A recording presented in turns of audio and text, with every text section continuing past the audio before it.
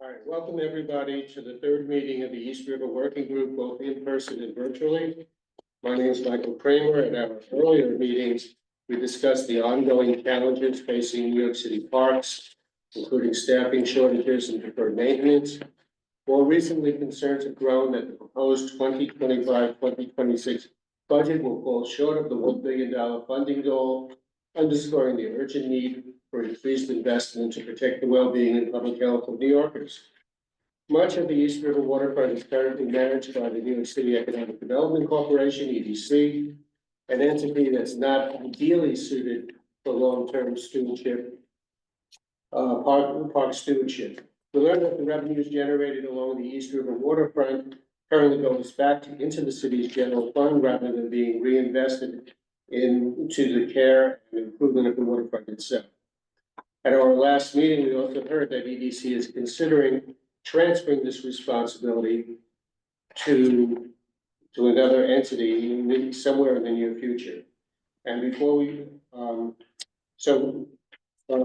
Jones is just asked to jump in because she's about to go to a Knicks game. So the floor is yours. Yes, okay, so I'm here representing Lower East Side Power Partnership, and what I passed out was basically from Wikipedia and about John D. Lindsay, East River Park. And it basically says that it stretches from the East River from Montgomery to 12th Street. And then the next section, in 1998, through an agreement with the New York City Parks Department, the Lower East Side Ecology Center became the steward for the park. And then in terms of criticisms, critics of the current renovation plan have voiced concerns over the cost and community members also argued that the park closure will primarily impact low-impact NYCHA residents. And I just quoted those particular things from the Wikipedia simply because that became like the issues that Lower East Side Power Partnership had. So number one, I guess, is that the Lower East Side Ecology Center became the steward. So one of the things we thought was they should be some kind of way contacted, informed, or they're part of that working group. Oh, they are. Oh, okay. All right. Okay. So anyway, so that was one. The other concern was raised about advocacy for input with adjacent NYCHA and concerns of possible area programming being decided by outside of what do you call it, Montgomery Street to 12th Street.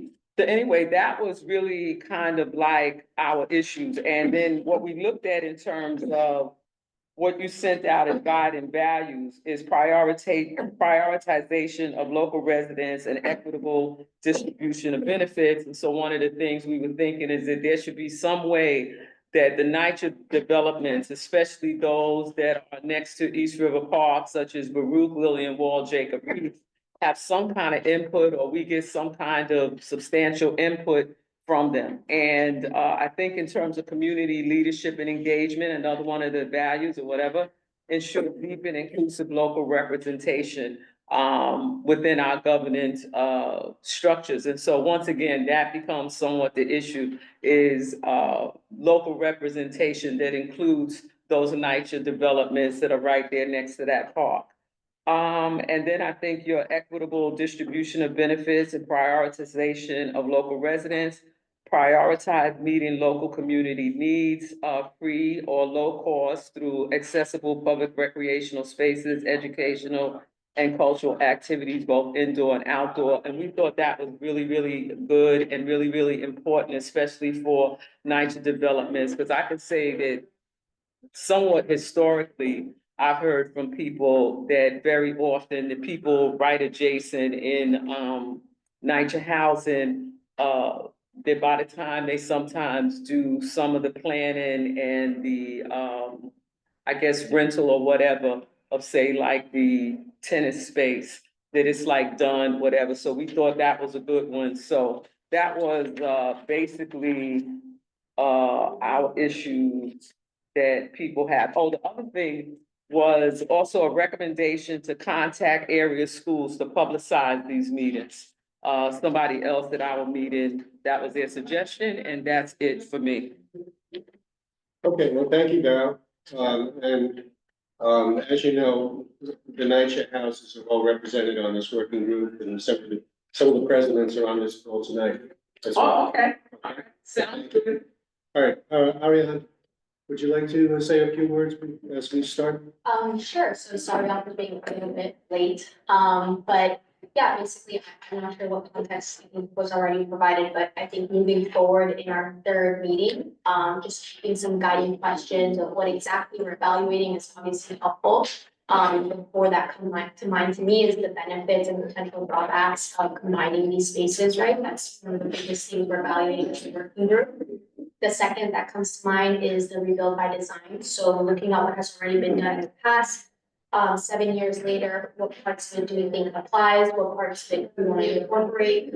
As well as lessons learned, maybe from the case model that was presented through the Bronx Alliance. And maybe the final two that I think would be relevant for our discussion today are more logistical. But considering what our next steps. I think so far we're kind of following what the next steps are listed within the rebuild by design section. But making sure that that's the way we want to keep moving forward. And then also thinking about opening up these meetings to the public, like others mentioned, to continue to get feedback and to make sure we're incorporating that through. But those were the only kind of thoughts that I had coming in. Thank you. Michael, you just want to add one thing for context, Please. because in conversations with people, there were some concerns about where we are and not the real understanding that this is the beginning. No decisions have been made about structure, that we're just talking as a group. So if you just elaborate a little bit on where we are at this point. Oh, I mean, absolutely. Also, I have a lot of questions for Ariana based on the last presentation, so if you wouldn't mind answering for everybody, I'd just like to ask a few more questions. Okay, well, sure, Frank. We're also going to have a presentation and then we have a robust conversation for the next hour and a half. Okay. So if you could hold it until right after the presentation, it would be great. And Trevor, to continue your thought pattern, you're trying to be transparent, you're trying to inform everybody of what other people are doing, lessons learned, and David will be talking about that tonight. There have been no decisions made. There has been just a lot of research and conversations and having this as our third meeting, we've had the opportunity to begin to exchange our ideas, and that's what we're going to continue to do. So we're just at the beginning. Okay, so let's start. Let's ask David to switch over to his presentation. David is an urban fellow. He is finishing his graduate studies at Pratt Institute, and we've asked him to basically see what the other communities are doing about their parks. And that's been his task. What lessons can we learn about that? Hi, how are you? And welcome to everybody who's just come in. And we can just wait 1 second till Lisa and Kat, or sit down, that would be great.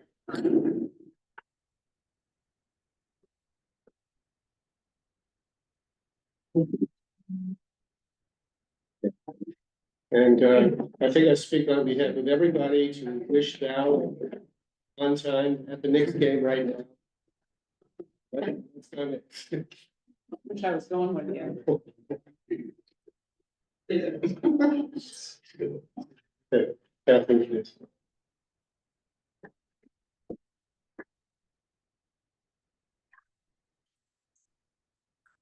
Hopefully the next meeting isn't when they're playing again. No, not the contract. We want to play. We If you want them to be fine. want them to be. Oh, yeah, I want them to win It's not on tonight. the same night. she Yeah, said. that's the same night, 'cause I had the light on in these games.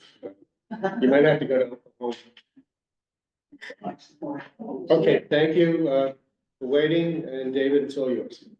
Okay, hello all. Thank you all for being here. My name is David Ludwig. I'm a second-year student in my final semester at the Pratt Institute's Urban and Community Planning Program. I undertook this project as part of the Community Planning Fellowship with the Fund for the City of New York. The fellowship and the fund are focused on strengthening the capacity of government agencies and nonprofits by providing them with resources and students like myself to conduct research, fieldwork, and other relevant projects. So as part of my fellowship assignment, I have been working on this study, of parks governance structures from around the city to evaluate how they might be applied to the East River waterfront. And so with that, I will get right into it.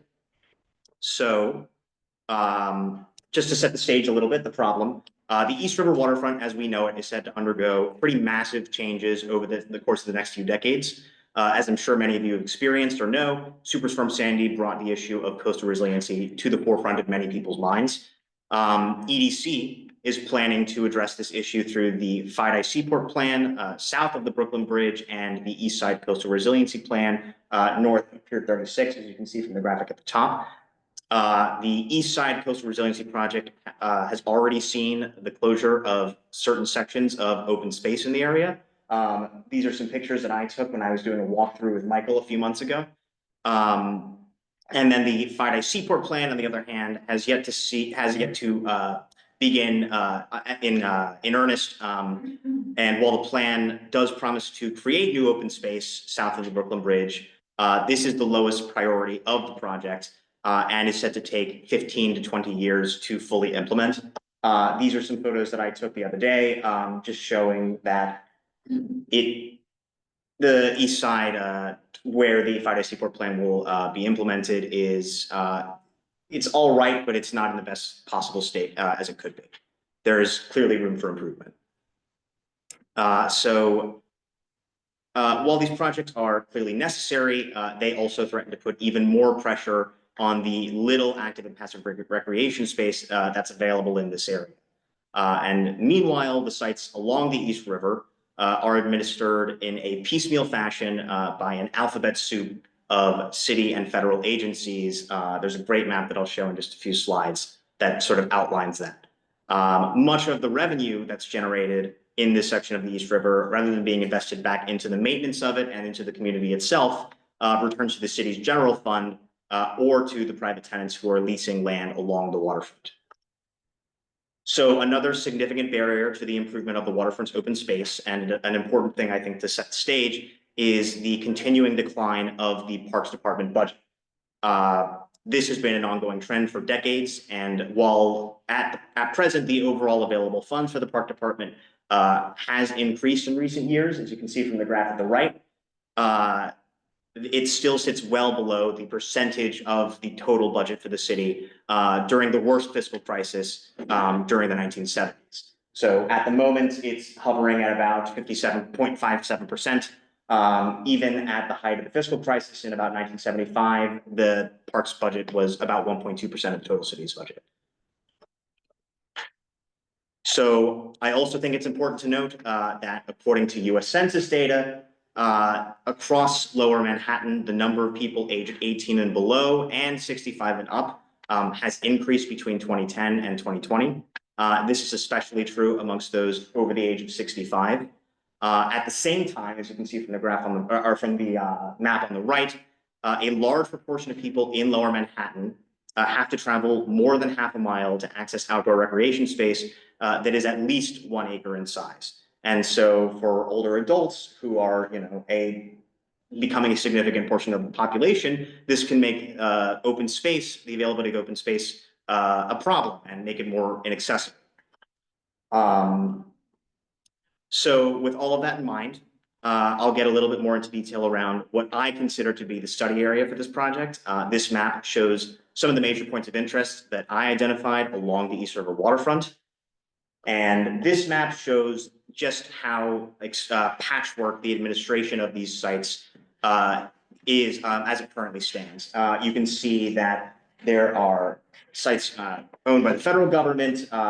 You have the DOT, EDC, NYC Parks, Basketball City, Pier 36. Is there any way to get a reproduction of that? Because I don't know if I'm the only one that can't see it.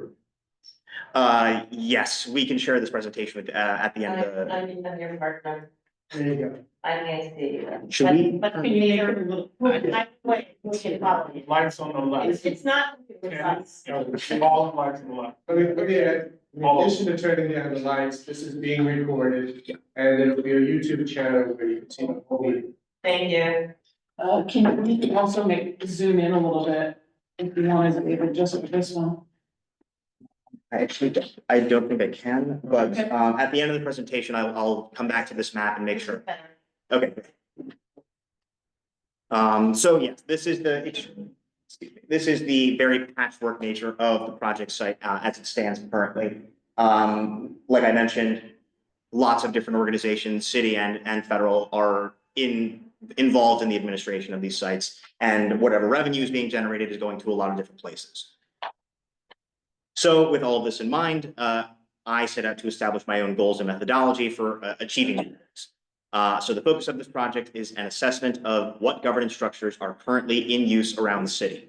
I set out to understand what sources of revenue are supporting these parks, and amongst the structures that I've analyzed, which would provide the most benefit to the constituencies of the East River waterfront.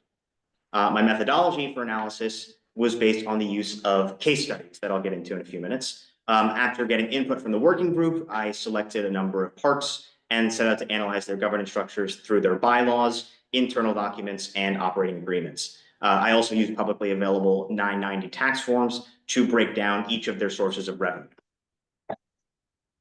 And so this chart is from a study that Ariadna mentioned from conducted by Rebuild by Design in 2018. And my work is sort of building on some of the work that they began, back in 2018.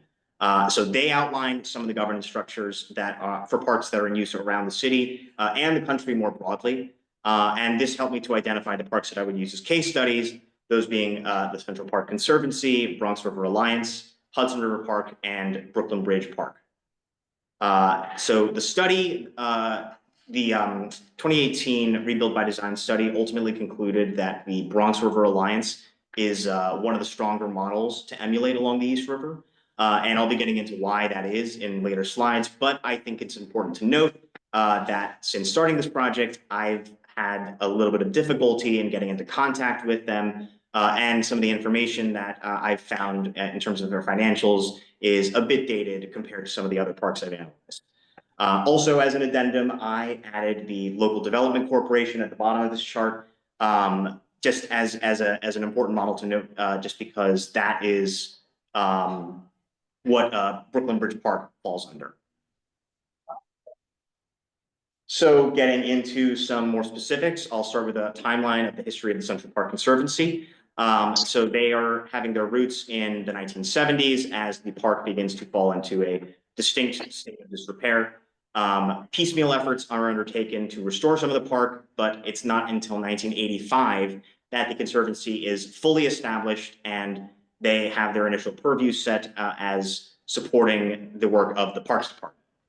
By 1991, further cuts to the Parks Department end up making the Conservancy take on a larger role in terms of supporting the Parks Department's work. And by 1998, the Parks Department hands over full control of the Central Park Conservancy, whose responsibilities ultimately include fundraising, operations and maintenance, and the management and administration of capital projects, amongst other things.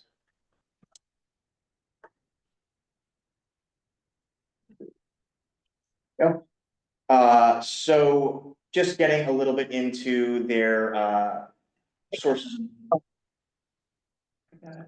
Okay. So breaking down their sources of revenue a little bit.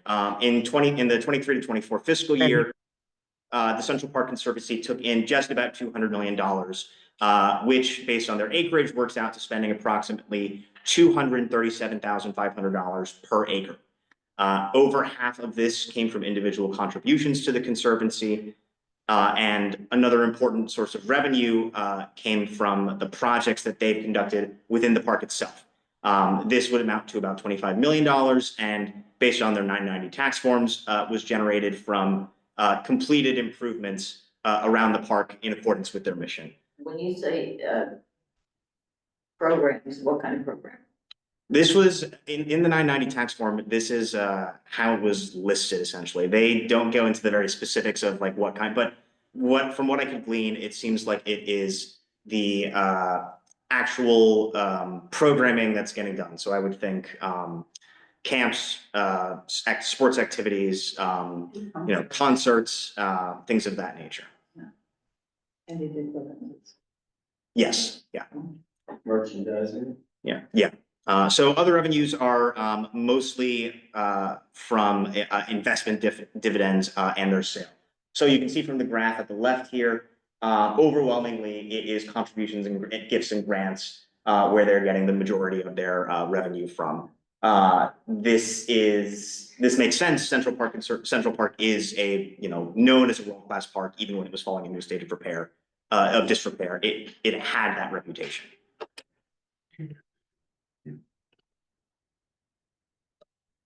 So moving on, talking about the Bronx River Alliance. It was officially founded in 2001, although it ultimately has its roots in action dating back to 1974, when local activists banded together to clean up the Bronx River after local groups had deemed it unsuitable for any sort of recreational activity, swimming, drinking, kayaking, anything like that. So the precursor to the Alliance, the Bronx River Working Group, notably brought together over 60 community groups and small businesses to support the work of what would eventually become the Alliance. And notably, I think between its founding in 2001 and 2021, the Alliance has been able to raise over $100 million and ultimately add 22 acres of greenway to the Bronx River. And taking a closer look at their financials, their total revenue amounted to about $1.23 million. This works out to about $27,000 per acre in terms of spending. The vast majority of this revenue comes from fundraising, individual contributions, and government grants. Although government grants make up a smaller portion, ultimately, it is still an important source of revenue for the Alliance itself. And like I mentioned before, I think it's worth noting that the 2020 to 21 fiscal data was the most up-to-date information that I was able to find on the organization. At the moment, they seem to be a little less active than in previous years, at least when it comes to outside communication, just based on my own experience.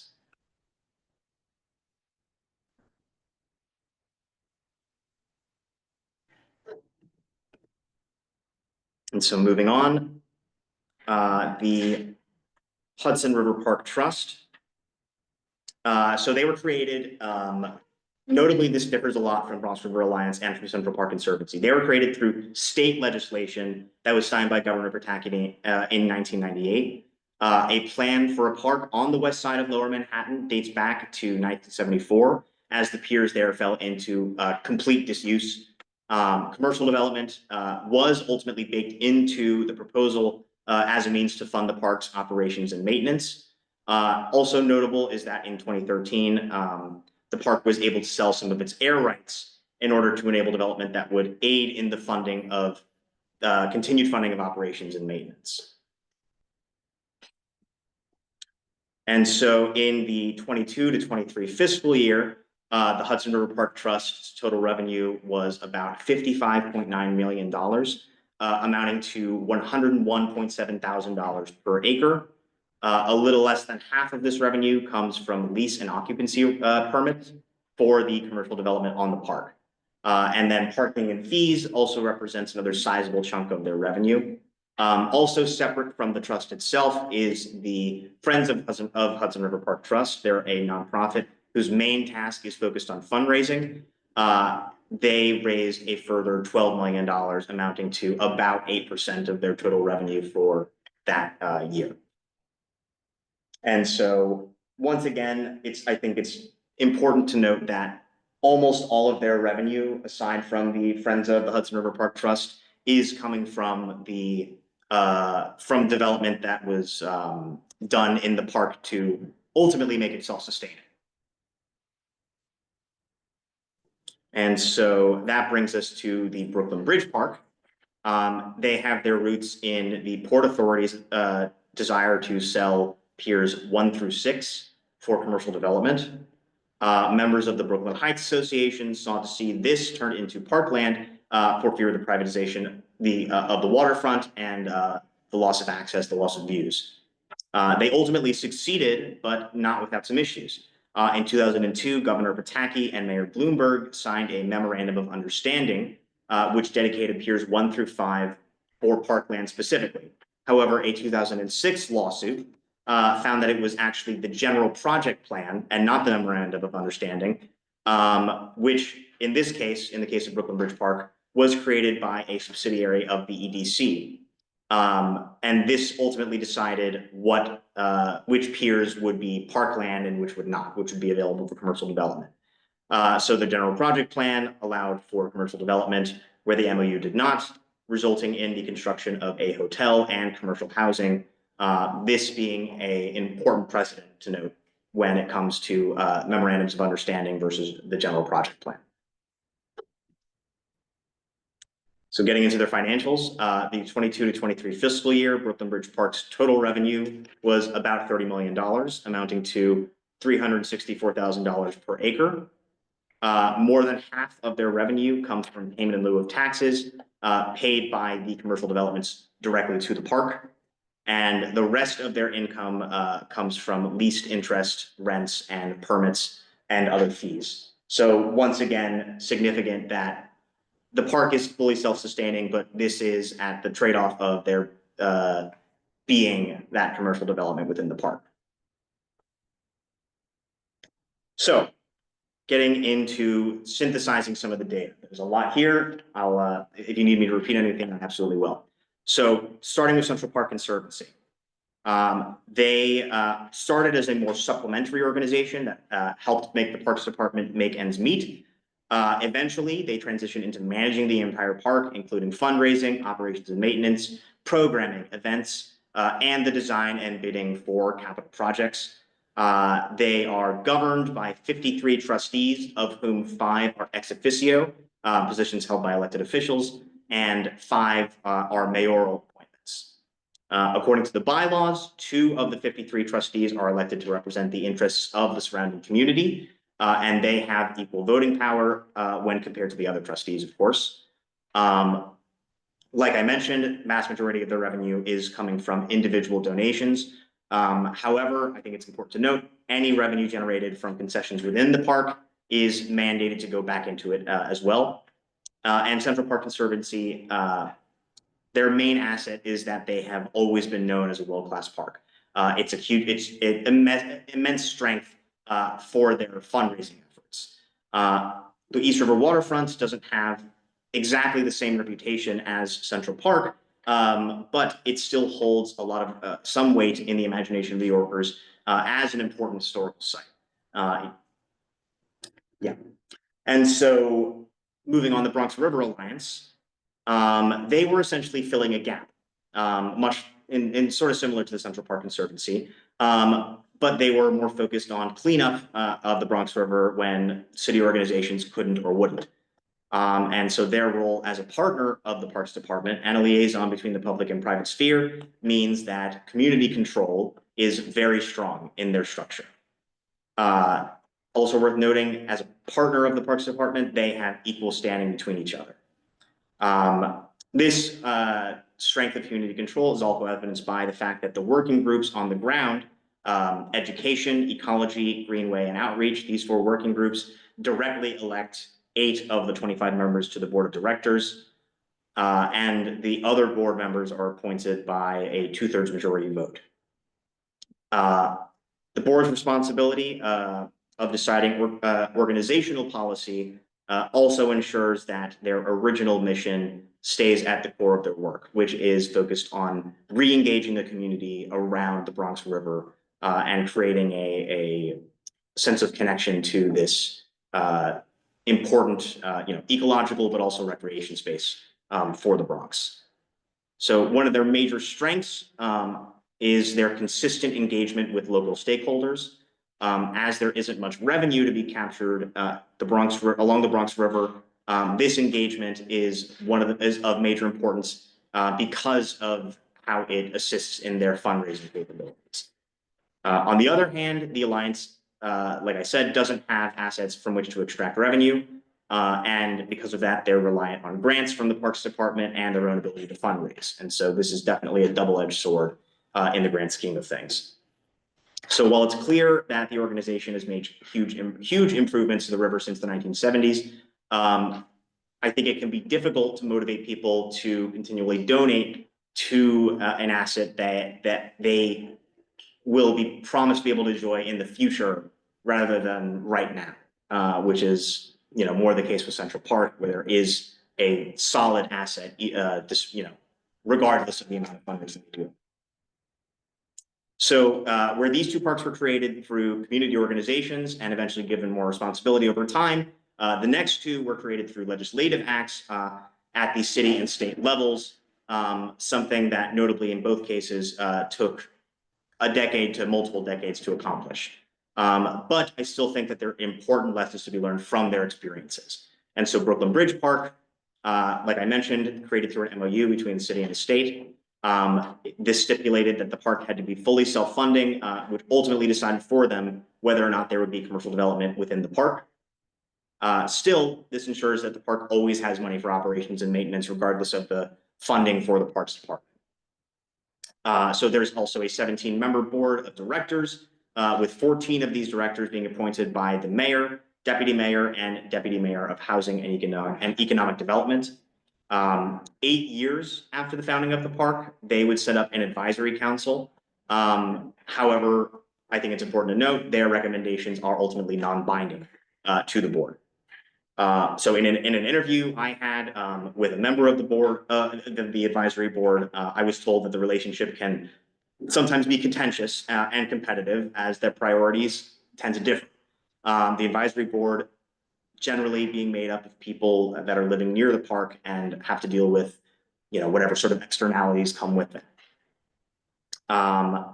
Ultimately, the governance structure is not the most friendly to community control, especially considering how many of the board members are appointed by people in higher office who are not necessarily local to the community.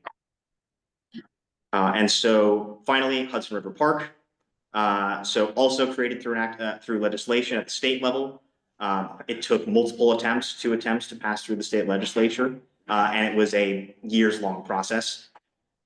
So the park is composed of a 13-member board of directors, with 5 members being appointed by the governor and 3 by the Manhattan Borough President.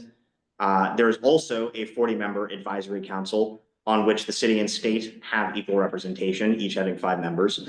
However, this council's opinions are, similar to Brooklyn Bridge Park, non-binding in nature ultimately. So one of their major advantages is that it was designed on land that was almost completely underdeveloped. And what they built today takes into account things from accessibility to micro-mobility. All of these improvements or nearly all of these improvements were funded through revenues that were generated in the park. And for those that have been there, it looks nice, it feels nice to be there, and the infrastructure that runs through it is far more well kept than in other places in the city, I would argue. However, it should be noted that community control isn't much of a priority, given the fact that the advisory council's recommendations are non-binding, and that a majority of the board members are appointed by local and state officials rather than through a majority vote. So I conducted a SWOT analysis to see how these lessons could be applied to the East River waterfront. This was to help me get a sense of the East River's strengths and weaknesses, as well as the potential threats and opportunities to the area. So in terms of strength, the waterfront between Pier 42 Park and Whitehall Terminal is 17 acres. This is much more manageable than some of the spaces that we've looked at. And the active and passive recreation spaces that are there, they are well liked, well kept, and have amenities that cater to a wide range of people. Based on interviews I conducted, EDC, who, as was mentioned, currently administers large sections of the waterfront, is currently looking for a trusted partner to engage in the work, engage in the work of Parks Administration. Also important to note in this area, there are already a lot of strong, well-established advocacy groups all along the waterfront who can get involved directly into this work and potentially push it forward and advocate for themselves and for their neighbors. So in terms of weaknesses, right now, the available amenities are concentrated to one asset along the waterfront, rather than being more spread out. This is already putting a lot of pressure on this space and will only increase as more coastal resiliency work is undertaken. As areas close, more people will be more reliant on East River Park. So the other active and passive recreation spaces that are along the waterfront are pretty severely disconnected from one another, and navigating between them leaves a lot to be desired. Also of note, there is no indoor recreation space anywhere along the waterfront, meaning that this area is really only suitable for warmer months during the year. And even then, large swaths of it, as I can go back to it, but I took a picture the other day. There were people sitting outside, but there's no shade. It makes it, not as comfortable. Not to mention the wind that comes from the river.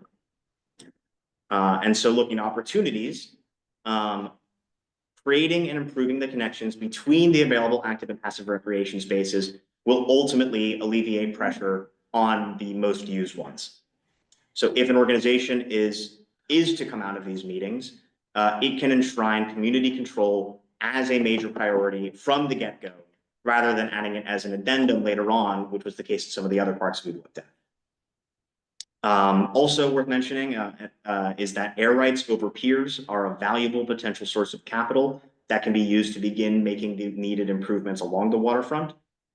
And myself and others have identified the new market site near Pier 17, I'll pull up that map in just a few minutes, as a strong contender for an indoor community recreation space, something that the waterfront is sorely lacking and that neighbors have definitely spoken about. Additionally, we already know that the Marine Terminal, Pier 15, Pier 36, and the Seaport Marketplace are currently generating around $4 million in revenue. If you take that figure and apply it to the 17 acres that we know of, that the East River is below Pier 42, this would amount to $235,000 per acre of available revenue already from the get-go.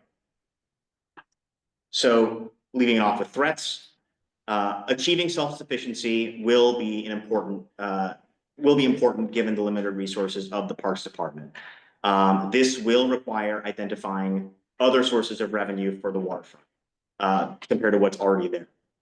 And as I'm sure many of you are aware, the current administration is at the federal level is very much threatening the funding of coastal resiliency projects, something the city at large will have to contend with, but also the neighborhood in general. So if these resiliency projects, if these resiliency projects do secure funding, they will likely deactivate potential sources of revenue along the waterfront, something that will have to be planned for the future. Can you tell me again the name of Regina's husband? Let me mute that. Okay. And so my last point, at the moment, the city's budget forces neighborhoods to compete against one another for limited financial resources for open spaces as a result of the declining commitment the declining city budget commitment to the Parks Department. The revenues that come in from activity on the waterfront go back to the general fund, and the communities that host these revenues get no say in how that money is used. This is one of the sources of the segmentation and separation that we see now, and something that will absolutely need to be overcome, and there is potential to overcome. And so that concludes my portion of the presentation, which will prompt me to ask everyone here to bring up some of the observations that they noted, any questions that they had. I do have some of my own thoughts and recommendations, but I think this is a great place to open things up and start the conversation. Thank you so much, and yeah, let's kick it off. So, taking a look at this, I think very few of us here visited the Bronx River Alliance during the beginning of this construction, based on recommendations made by Rebuild by Design. And I know that they all each have regulatory agreements or MOUs with the city, and as partners with parks. in your research, did you look at any of those agreements? The main one that I was looking at was the Brooklyn Bridge Park MOU. I thought that was the most significant because the MOU that was initially created was signed off on by the community groups that were involved. Yeah, I'm sure it's important, but they're all important. Yeah. As part of, what the structure is and the responsibilities of our agent partners. Yeah. And then I'm just wondering about, your comment that you made about your impression that the development along the East River is piecemeal. And you spoke a little bit about it at the end with some of the possible recommendations, but can you explain why that phrase was being used? piecemeal.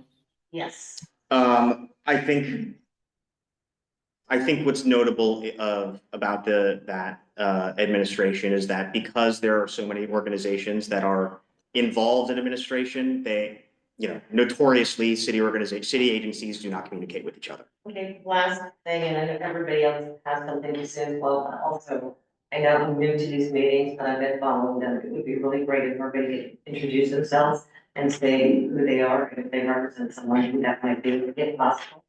I was gonna ask you to do the same because Yeah. Yeah, well, I'm Highland Harrington. I've lived in this community since 1967. Many hats over the years, know all of the people who've been active for decades in this community. So whether prisons, community-based organizations, Elias Ready, I'm co-chair, which is a 37-member organization, involved with the preparedness, climate, obviously, in response. I also co-chair a citywide version with almost 50 organizations with all the big dogs. And in that position, I actually sit in the, what do you call that, stupid room, there's a disaster, the situation room, yeah.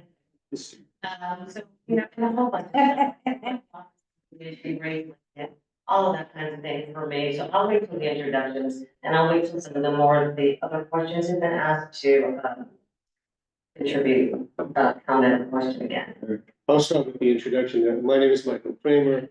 I'm the president of the South Street Seaport Coalition. At one time, I was the first chair of Hudson River Park Conservancy Advisory Board, and I'm a public member of Community Board 1. I used to be a community board member of Community Board 4 as well. Tamara, just I'm Tammy Meltzer. I am chair of Manhattan Community Board 1. I've lived downtown for 30 some odd years. That's an old man, maybe.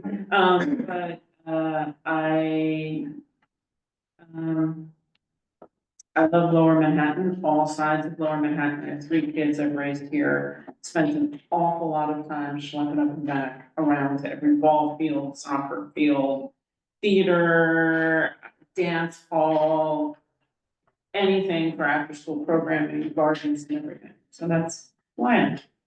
thanks.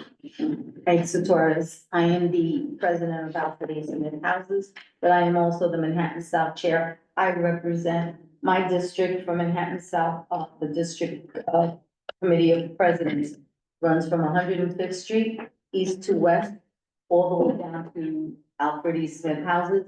So all the public housing within this scope that we're talking about, I deal with the presidents, and it's my job to advocate and for them and to listen to their going. Unfortunately, I might have to leave.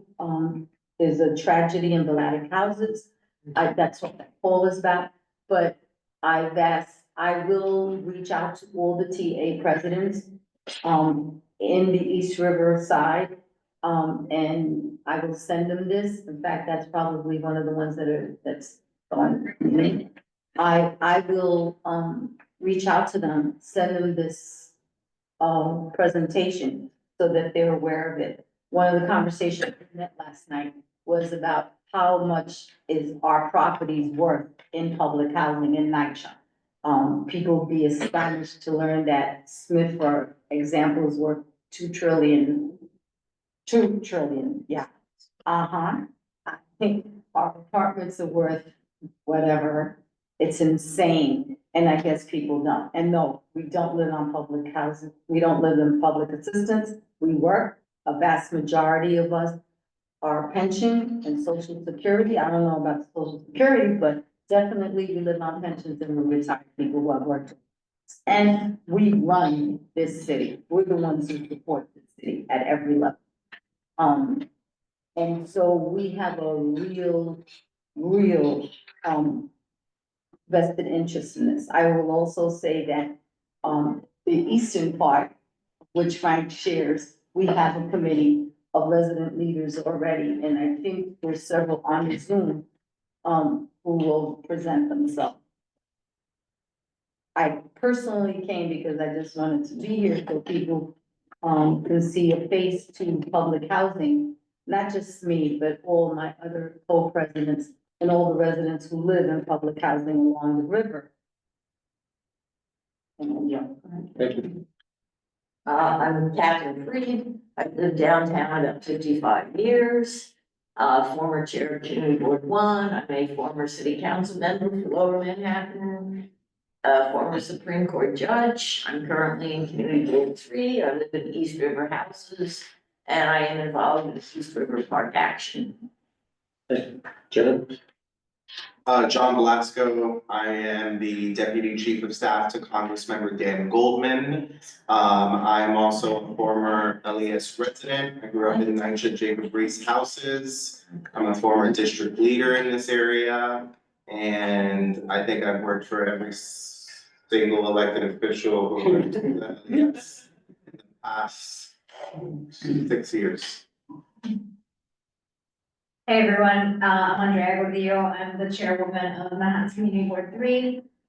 Love to see lots of our members here. Longtime East Village resident. Since we have a lot of introductions.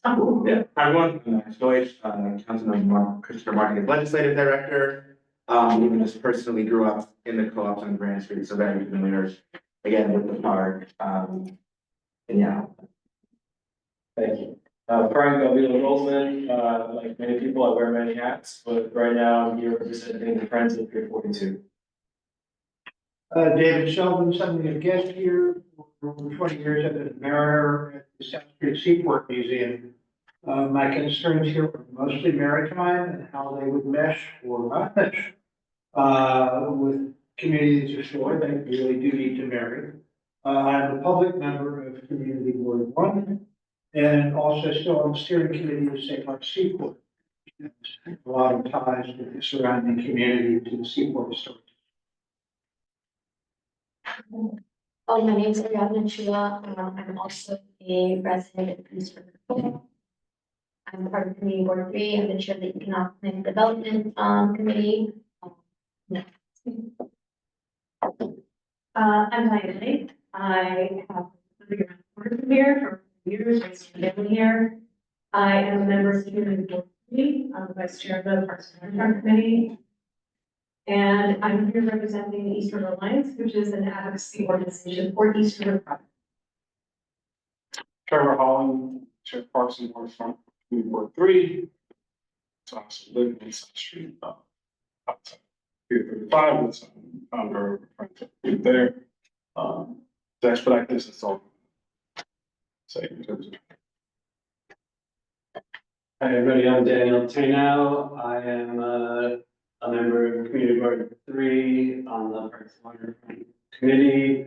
I am also part of the East River Alliance, and I also, not representing them at all, but I'm a parks employee that works with the Bronx River Alliance. I'm an urban parks ranger, and I've also worked in Manhattan. And I also was the education director for the Lower East Side Ecology Center when a lot of these plans that you mentioned were being made. Hi, everybody. I'm David Velasco, Lower East Side resident since 2021. I live now in East River Co-ops, and I run East, which is Lower East Side region. What? Lower East Side News blog. Thank you. Hi, good evening, everybody. My name is Luke Adisea. I'm the District 3 Manager with the other parks. Thank you. Hi, everybody, Vince Rito. I am Chair of the Transportation Committee in CB3. I am also a resident here in CB3 for about 6 years, raising 3 boys in the neighborhood. Really invested in the park. Obviously, was my past life an assistant commissioner at the Parks Department for capital design and construction. So that, and now I am with the Central Park Conservancy, not representing any of these organizations, but with them, I'm vice president of landscape management. So. Hi, everyone. My name is Magda Napoleon, and I'm the district leader of 65 Part B, which basically borders the entire, practically river front from Smith Houses to Lillian Wald and 6th Street. We call it our backyard. So yeah, that's been what goes on there. I'm gonna let's move to people who are online. We have 15 participants online. I will tell you that you can all unmute yourselves, but Dan Byers from Senator Kavanaugh's office has to run and sent a note saying that he's heard the presentation. He has to jump in a moment, but he is here. So, take it from the top. Let's go in alpha order. Arnett Scott.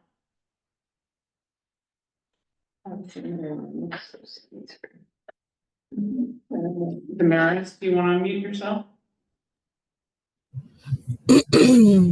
Hi, everybody. I'm sorry that I can't be there with you guys today, but I'm having some stomach issues.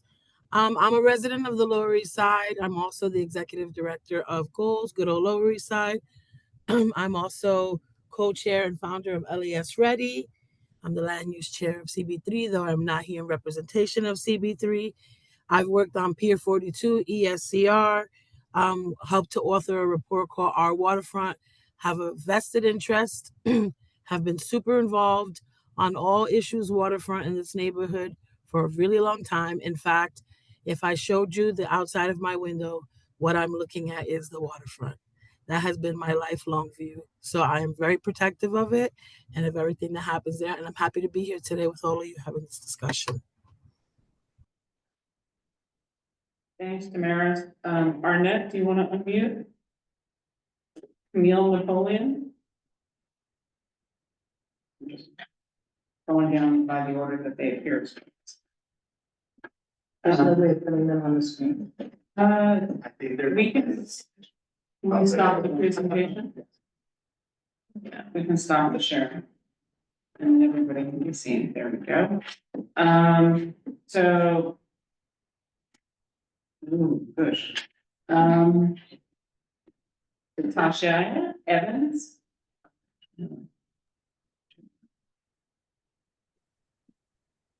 Good evening. My name is Natasha Khan Evans. I'm the president of Two Bridges Neighborhood Council. Just on to hear and learn and support all of the efforts happening. Fantastic. Camille?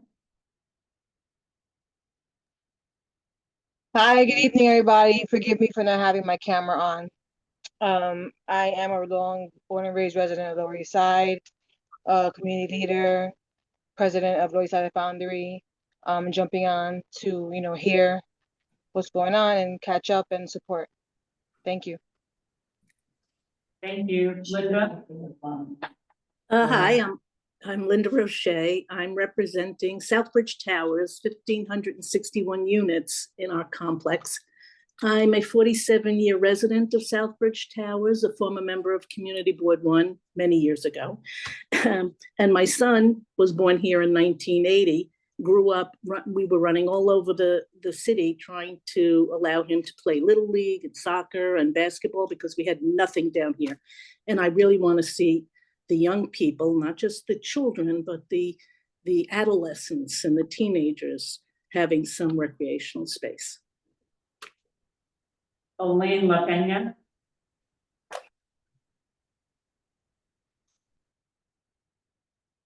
Fanny?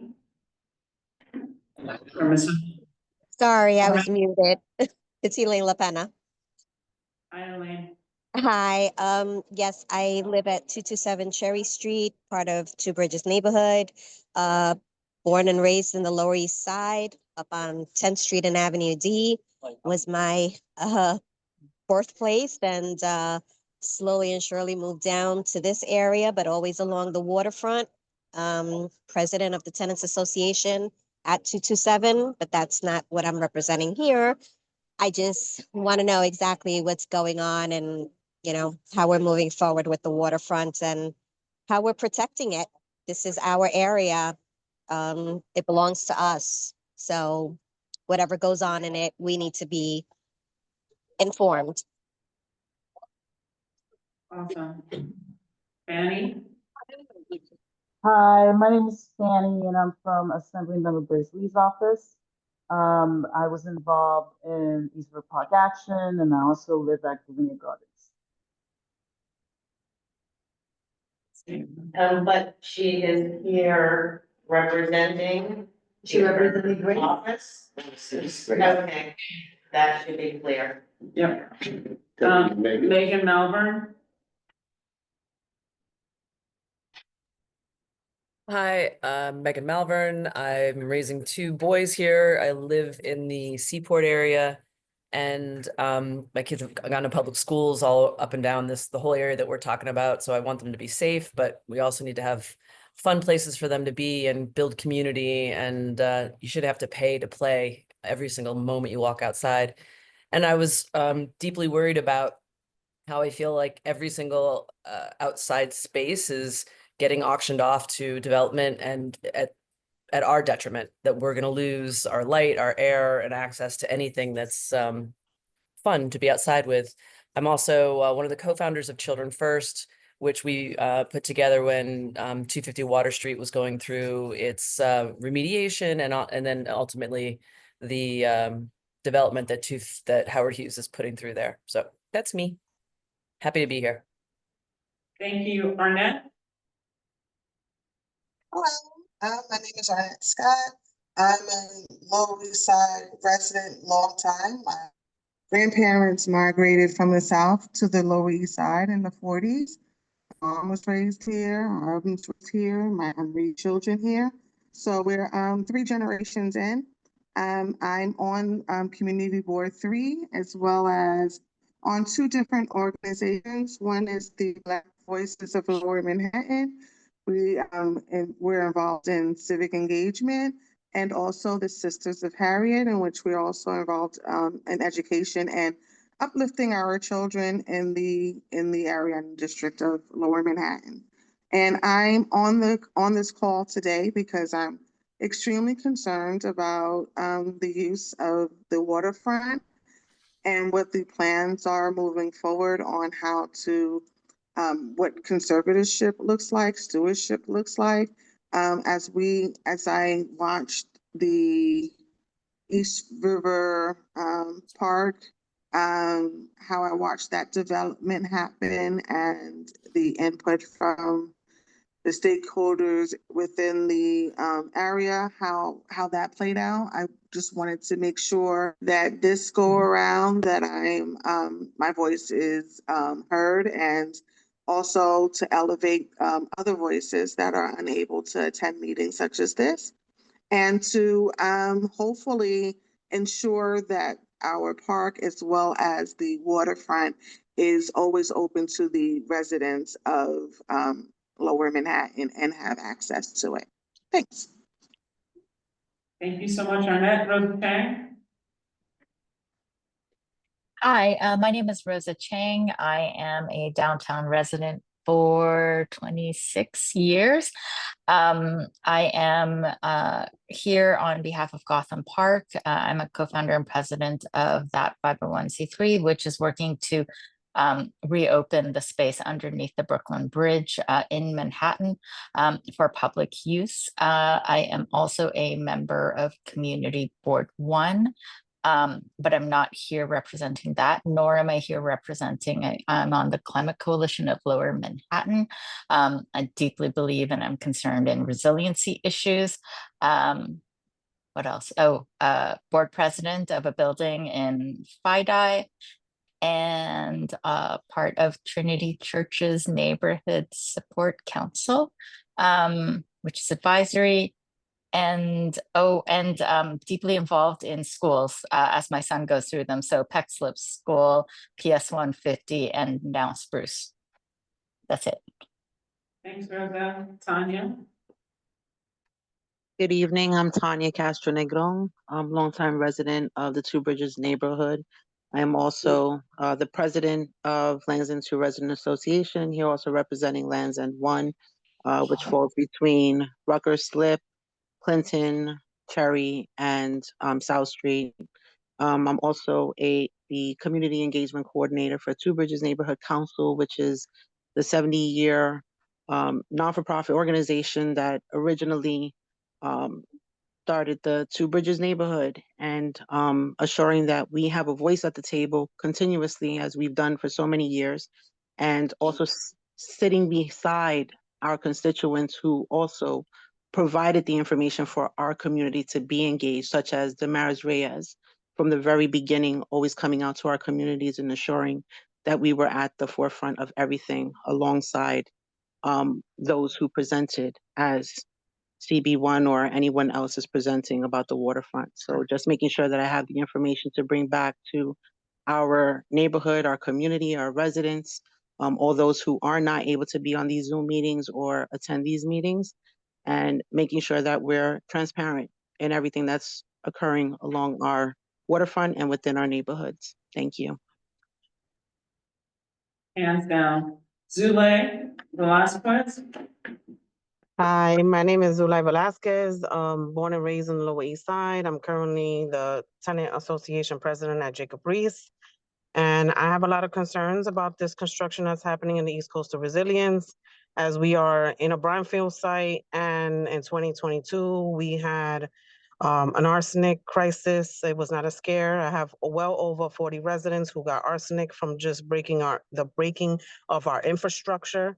And now we are currently under heavy construction in a brownfield site where it's not only toxic, but the debris is filling up all my residents' lungs. And we don't even have the decency of been offered just air purifiers. So there's a lot going on, and I would like to sit with a lot of people and figure out a few solutions to some of everything I've mentioned. Awesome, thank you. I think I got everyone who's online. If I haven't, would you mind unmuting yourself? I'm not sure if I got Camille Napoleon. I did, okay. She didn't speak though. She didn't speak. Camille? Camille. She did. No, she didn't. Kenya spoke. Kenya spoken Yeah, said. Kenya, yeah. Well, Kenya is the vice president of Mariana Brasil. So that's another president. Camille. Thank you. No, it's Kenya. Kenya. Camille Napoleon, can you unmute yourself? Oh, she went.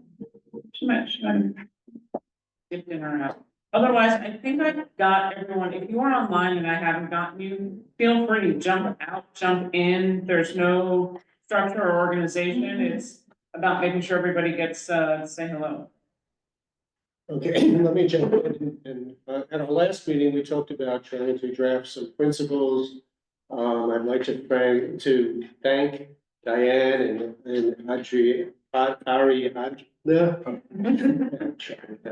and Frank and Ryan and some others for their help on that. I think we distributed those, we decided to call them guiding values rather than principles. We did distribute them in an email about a week and a half ago. If anybody wants a copy, I have a couple of copies here, at the end of the day, if you want to take them. But I'd like to get right into a discussion. And Frank, you said you wanted to speak. Yeah, I did, but I think I saw your hand raised. No? Okay.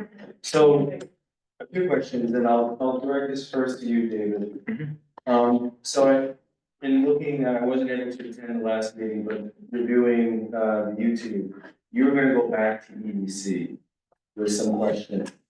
Now, I don't know what you were able to come back with, but I have to ask, like, right off the bat here, two things. One is there precedence for EDC, and what is that example for them coming and being able to take what their revenues are and bring it back to any kind of conservative living model in the park space system.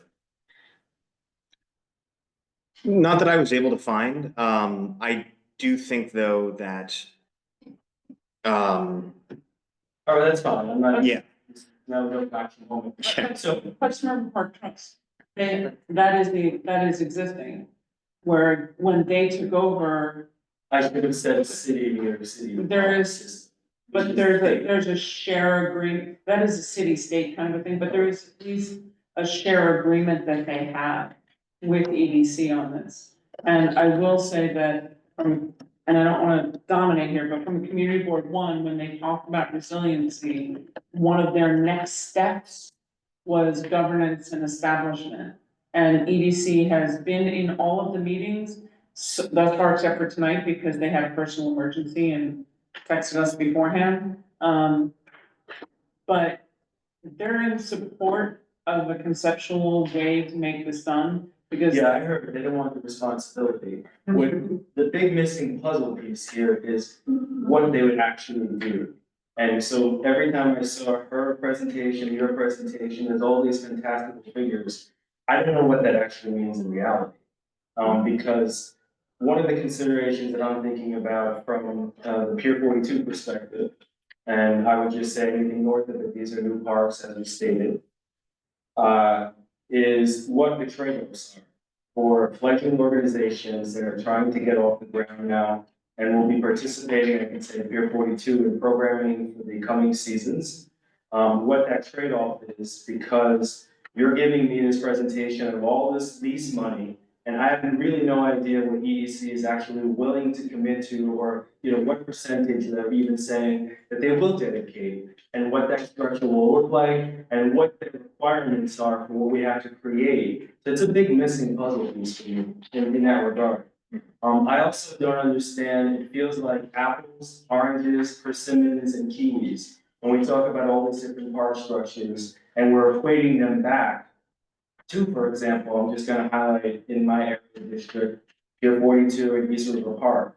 Because, and I mentioned this when I saw you last year, when you didn't know the history, you're newly here in the community, and there was a lot of fear mongering that I heard in the last presentation of the opening about the disrepair, and even in this presentation about the 70s and the fiscal crisis that everybody knows New York City was under, and how it's gonna all fall to disrepair for two parks, one that just opened, one that is still in resiliency rehab and hasn't even begun to open.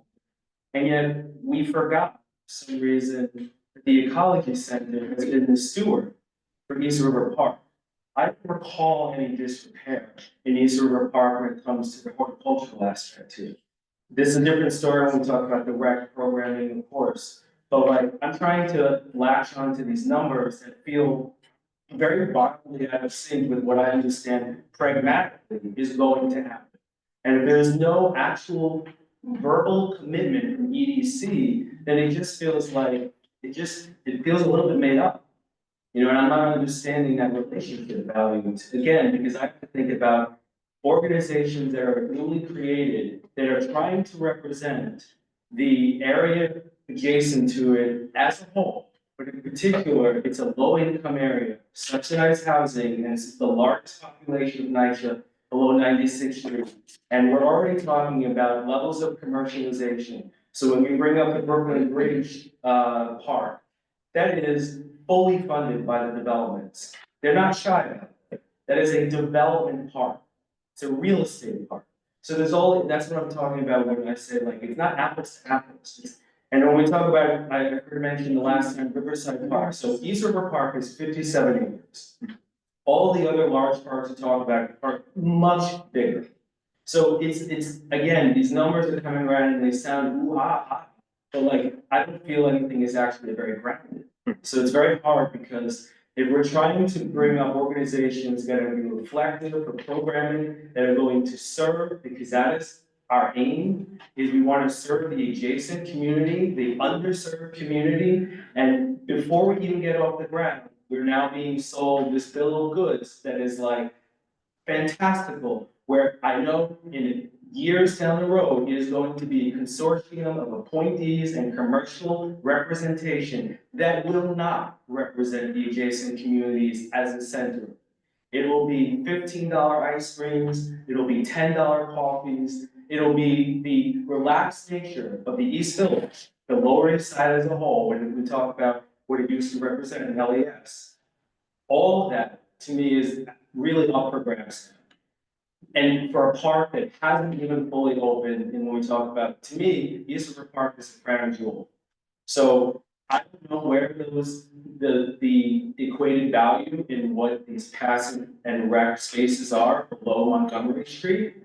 I'm not really necessarily seeing in Community District 1 on an equal footing for that. I'm seeing all the commercial entities, but again, if we don't have any understanding of what they would actually do in EDC, then it just feels like we're heading down a pathway that I can't understand where that negotiation is, because the trade-off is significant. The trade-off is we lose the actuality of the peoples who have been waiting for a park system. Pier 42 was a parking lot for a long time, now have a backdoor system, like backyard system, to actually participate. And what are we gonna be giving up for this model that I'm not really sure is well defined yet?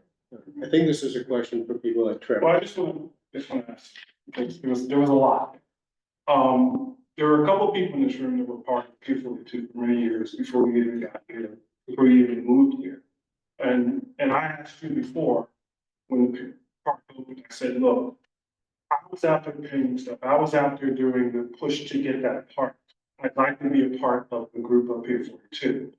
I got nothing back other than this is my group that I started, this way. Why did you form the Friends of Pier 42? Well, I thought it was a reason. This seems weirdly personal. No, I'm just asking about because you brought. Let me finish first. Right, let me finish. Let's keep it high level, because Damaris is gonna go next. Because I want to know. Like, she's been like. She's Let me finish. I'm talking about Pier 42 because you talked about it and you bring it up. You formed a group, Friends of Pier 42, to help that park, even though it's brand new. So what was your reason for forming that group of Pier 42? And I'm equating that to any other group who forms any other group on the board. Sure. Is to, and I thought I just was alluding to, is to also form programming that can integrate the adjacent community into the park. And then to answer the question about whether the question is the care and maintenance, well, I've also been working with the Ecology Center, who has a footprint now in Pier 42. And I had worked that out a while ago, the Ecology Center, because it made the most sense, particularly since East River Park was closing and they were having to move to Seward Park. So you formed that for programming and maintenance and the health department. Okay. Okay, Let's Damaris. go to Damaris next. Really first. Damaris, please unmute yourself, you're on. Can you guys hear me? Can everybody hear me well? All right. So first, I just want to say that I'm not shouting. I'm just speaking loudly to make sure that everybody can hear me. My first point is that I want to raise and elevate what Frank said. Much of what Frank has talked about, our shared sentiments. So I wanted to say that. Second, I have a question about the general fund.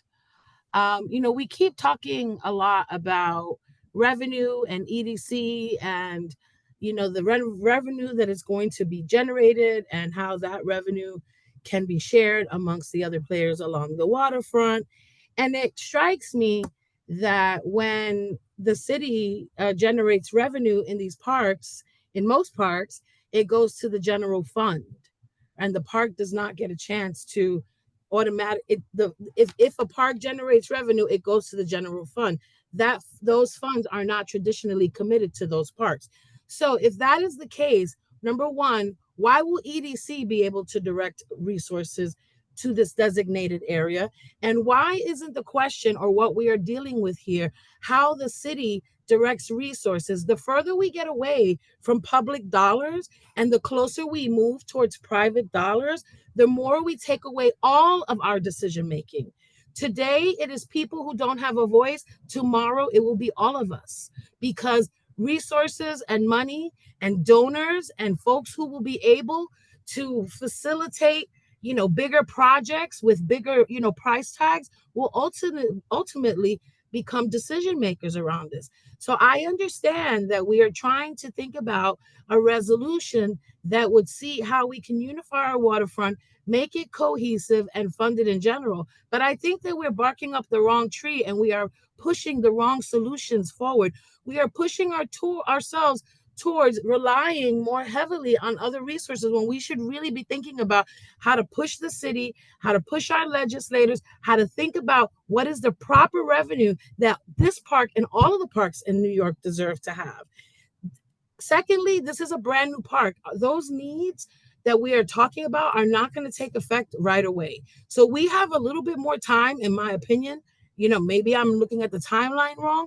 Then I think we're discussing. We're moving, as it feels to me like there's this grand sense of urgency. And maybe I'll be speaking out of my own self-interest and out of that of the work that we do. But there are many issues in this neighborhood that we are all grappling with. And to create a sense of urgency over this piece of land and force us to have these conversations at this moment feels like a lot of pressure, and it doesn't feel realistic. Maybe some of us might be more open to seeking or spending the time to seek adequate resolutions if we weren't also damn pressed all the time with every piece of land in our community being under siege. And the third point I want to make is that a large part of this waterfront is surrounded by affordable housing. And you all already know that affordable housing land has been under threat for many reasons. Well, some of it is contaminated. The pressures are big. NYCHA can't, continue to maintain, or they say, the repair and maintenance costs, and that housing is increasingly under pressure. As we begin to develop a waterfront that becomes reliant on private dollars in the future, what do you think that means for the rest of the waterfront? And I'm just going to leave my comments there. May I make two comments? First comment is there actually are precedents for EDC, and unfortunately it's one that I hate. At the Seaport at Howard Hughes at Pier 17, EDC basically engineered a deal where they got money for the South Street Seaport Museum, where they literally took money from Howard Hughes and gave it to the South Street Seaport Museum, and it was based upon air rights. And so there is a little bit of a precedent here. And the second point I guess I'm trying to make is that this was really initiated by EDC. EDC told us that get your act together or we're gonna do it for you, is basically what they said to us. And, us? And to us. This started at Community Board One. It started beyond Community Board One. It started on the CCLM, which is the Climate Coalition for Lower Manhattan, which reviewed as a working group all of the different resiliency projects on the east side. And it was presented in a presentation every time they've done a public presentation for all of the projects that they have, and in the 5I Seaport Master Plan. And at the end of all of those things is always the question of governance. And their point of it would have to have a So EDC contacted Community Board One. Oh, no, it wasn't. But not Community Board Three, just the clarification. It's always been in their presentations. It was at the end of BMCR. It was at the end of kind of all of those things, but they never actually talked about it. It was actually us taking a look and saying, well, who's doing that? And then reaching to CD3 and saying, do you guys have a clue who's handling this? So that it didn't come as, it came more of a, we see the writing on the wall, and if we don't partner and work on it with our neighbors, then we will have no say. And that's my. Just one last thing in terms of partners or outreach. What was the outreach to the advisory board to the East River Resilience?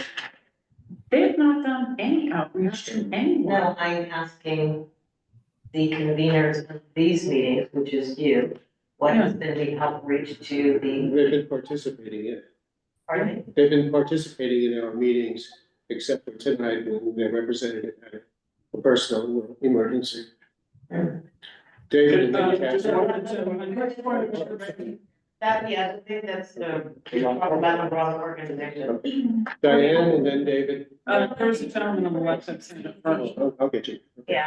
I Diane, think you're referring to EDC. right, I'm sorry. I'm speaking about the community advisory. Yes. After, yes. So you don't, I think most people here are community advisory group for Esther. It's been running for like 5 years now. A number of us here are members of that community advisory group.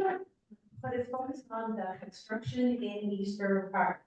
We don't talk about Pier 42, we don't talk about BMCR, we don't talk about anything south of there. It is a monthly meeting to discuss the particulars of openings, closings, advisories, things like that around the BMCR construction in East River Park. And Skyco Park, which is not part of this conversation at all.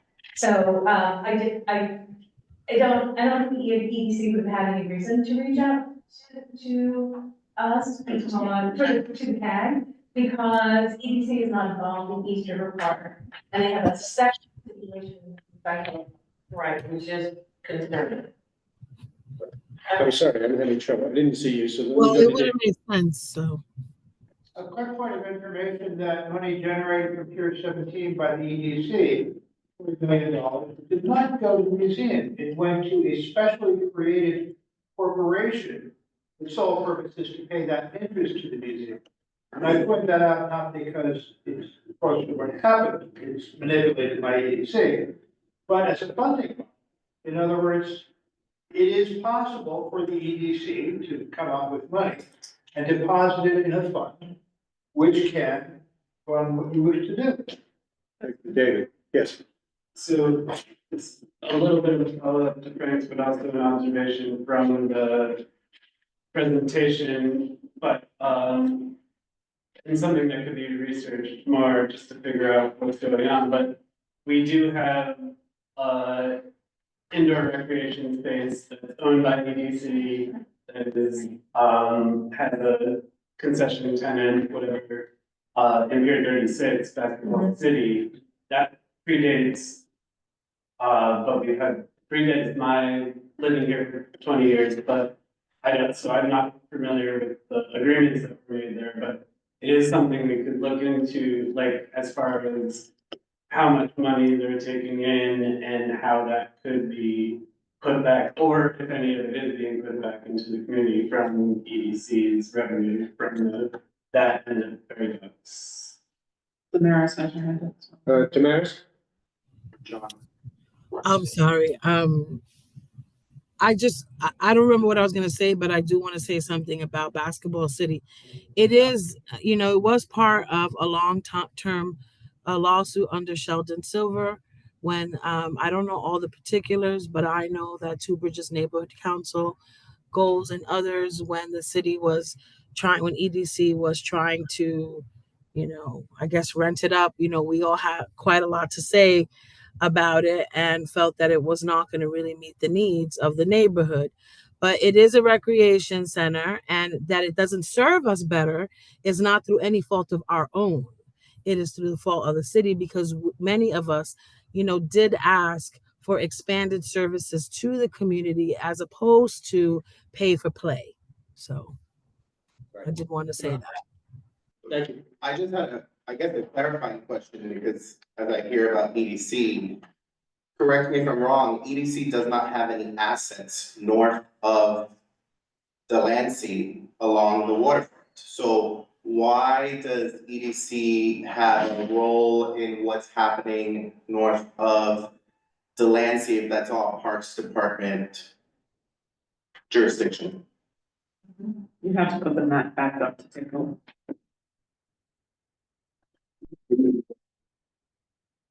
Maybe even, historically. The only real answer I can give you is because it's the East River and there are waterfront activities that EDC controls. Yeah, but let's bear in mind that But that's a good point. Basketball City and the boats and all of that, that 4 residents of public housing on the 4th of July were killed last year while they were celebrating this country.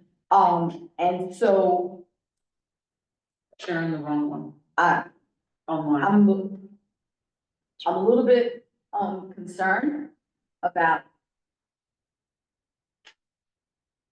people making decisions and what is going to happen on that waterfront, because the adjacent to it is public housing. Right? I do have on the call and several TA presidents.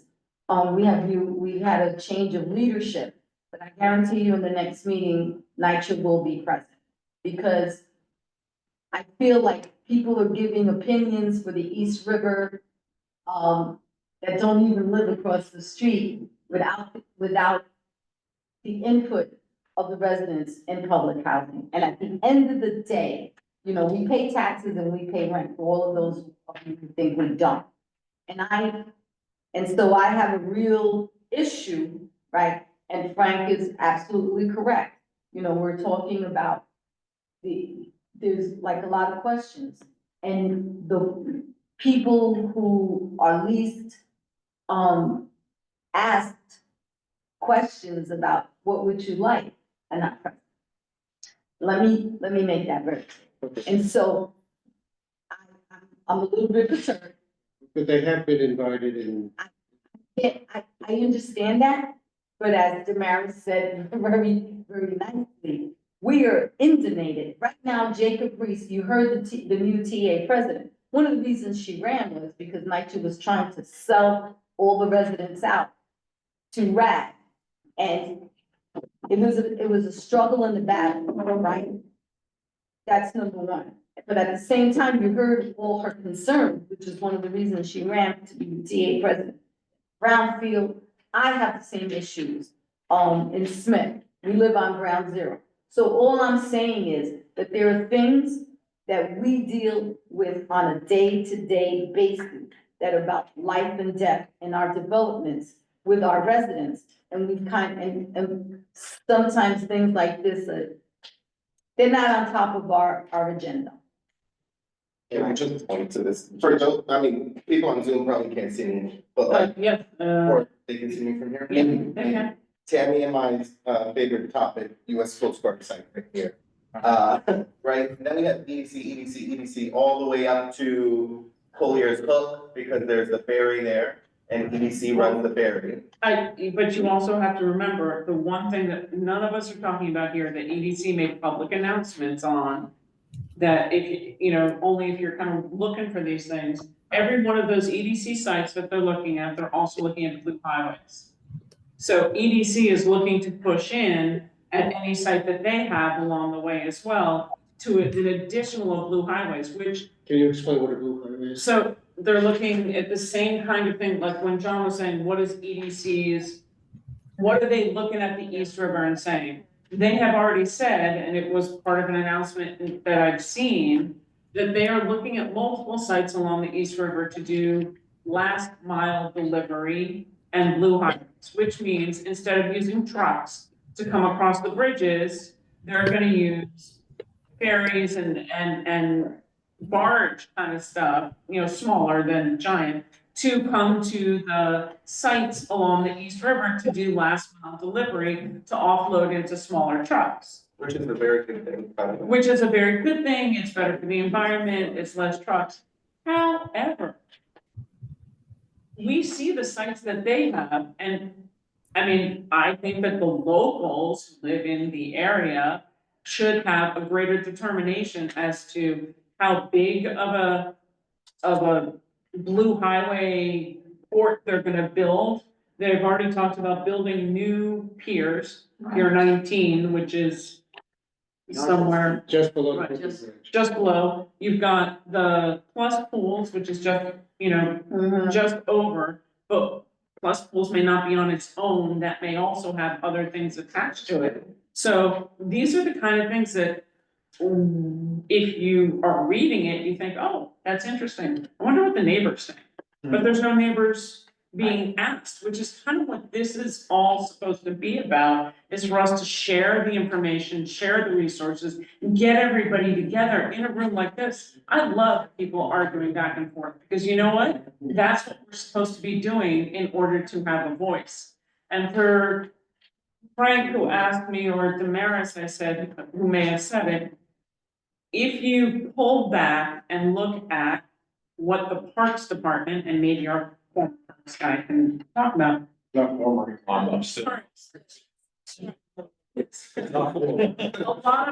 what the city seems to pursue, and correct me if I'm wrong, the city seems to actively pursue partners to help fund and maintain parks, period, because it doesn't have a lot of money. They just announced last week, it's starting in the Bronx, and Pier 36 was left off their announcement, but the heliport area down by you was still part of the Blue Highways. Oh, yeah, I was there, I heard, but what I heard at Pier 6 was, this is one of many along the east, and I'm thinking, All right. I wonder what, the I'll folks get who. to you and talk.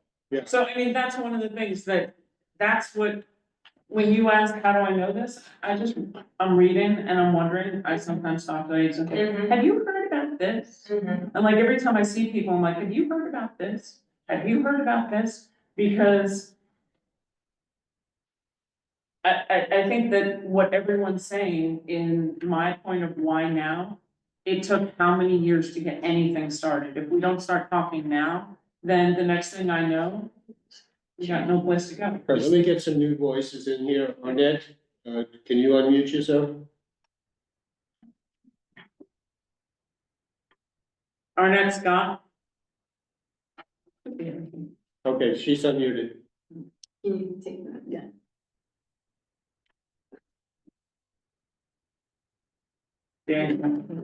Arnett, you're on.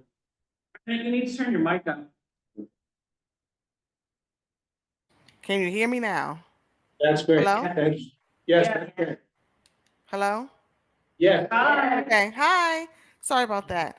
As my kid said, I'm acting like a boomer, but that's beside the point. I want to thank everyone in the room that has been vigilant in providing this information. As someone pointed out, I'm not a person that has been reading up on EDC's new things, so I appreciate the fact that the information is brought to our attention. One thing I wanted to point out, and learning about the Blue High Rise or Blue Highway, I live in the Two Bridges area. There is a sanitation department hub, as well as the FDNY. After Superstorm Sandy and all the other storms that came into play in that area, that hub that houses sanitation trucks started to sink.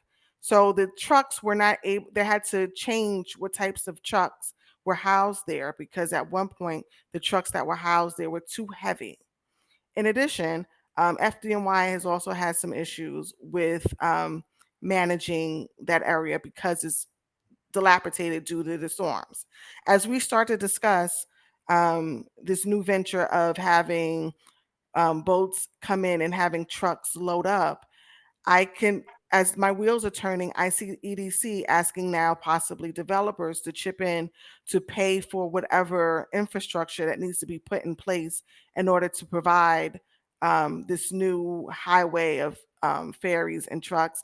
And I can see where people will say, okay, this is environmentally sound. We're using less diesel fuel in the area.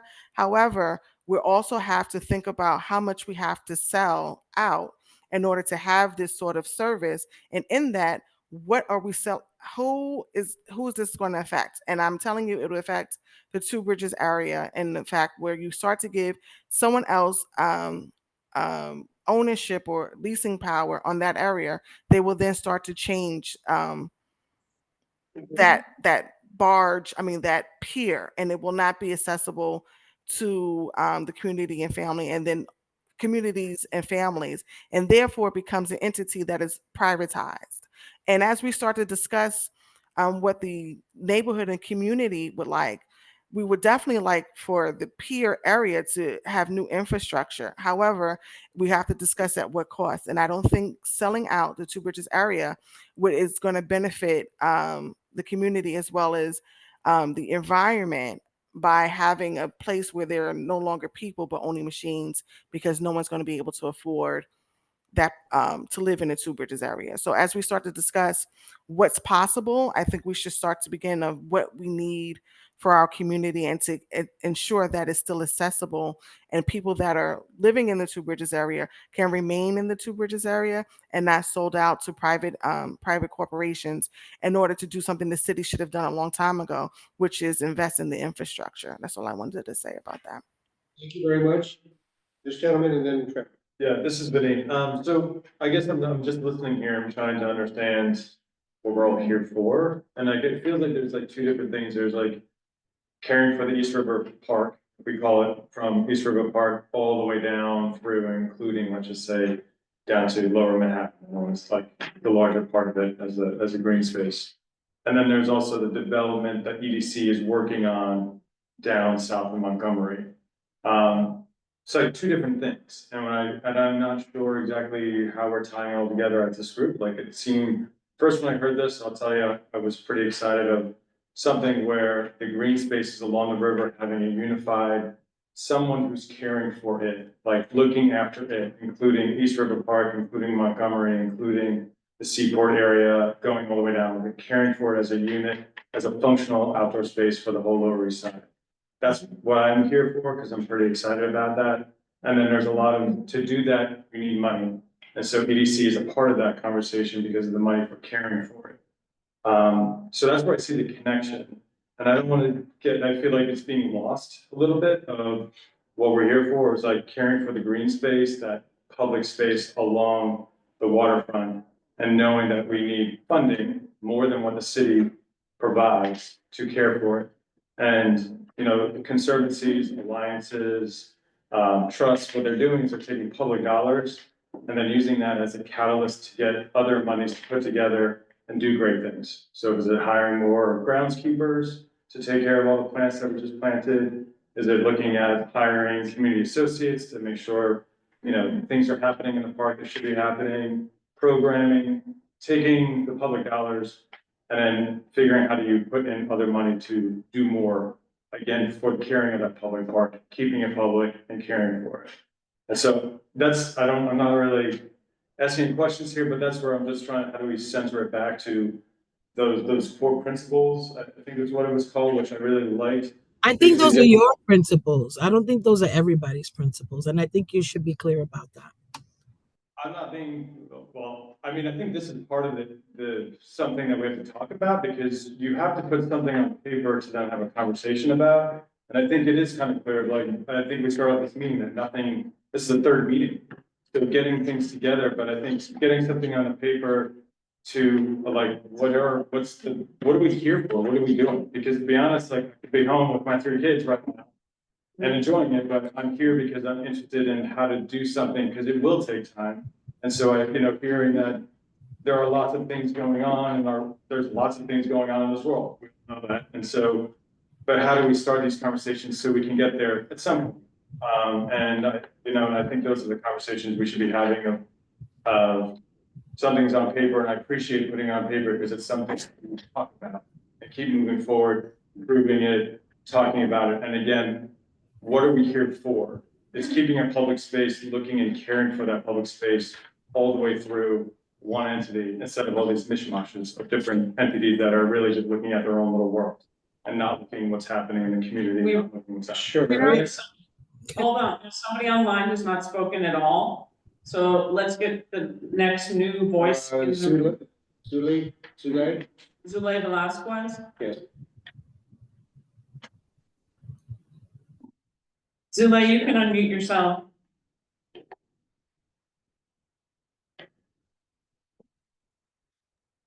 Okay, I'm sorry. So I just want to respond to the gentleman, and then I want to say a few other things. First of all, we are from the community, as some of us on Zoom said, we're born and raised in this neighborhood. So we are the community. We are the ones that are being most impacted by what's happening in this park.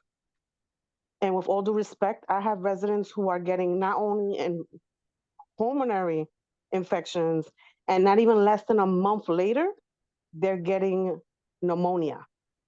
You know, that ferry is going to end up taking all my residents to Bellevue. Okay. That's how severe it's getting over here.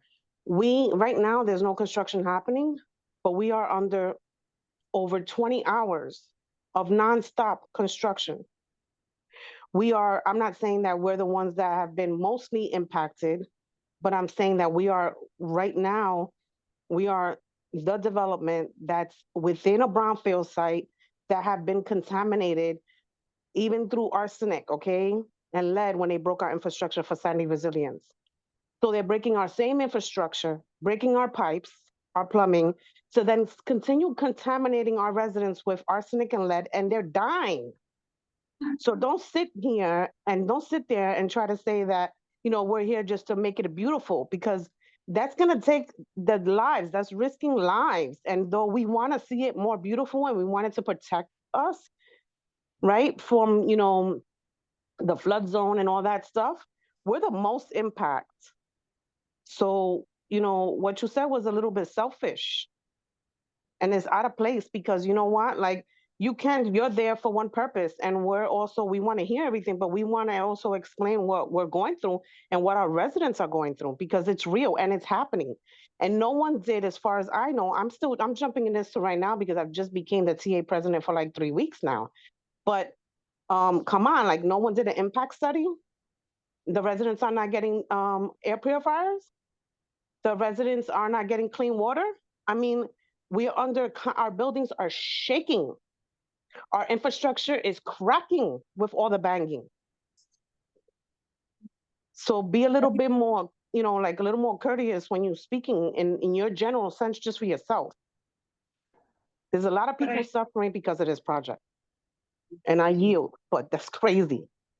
Well, I just want to clarify that I'm not talking about any projects here.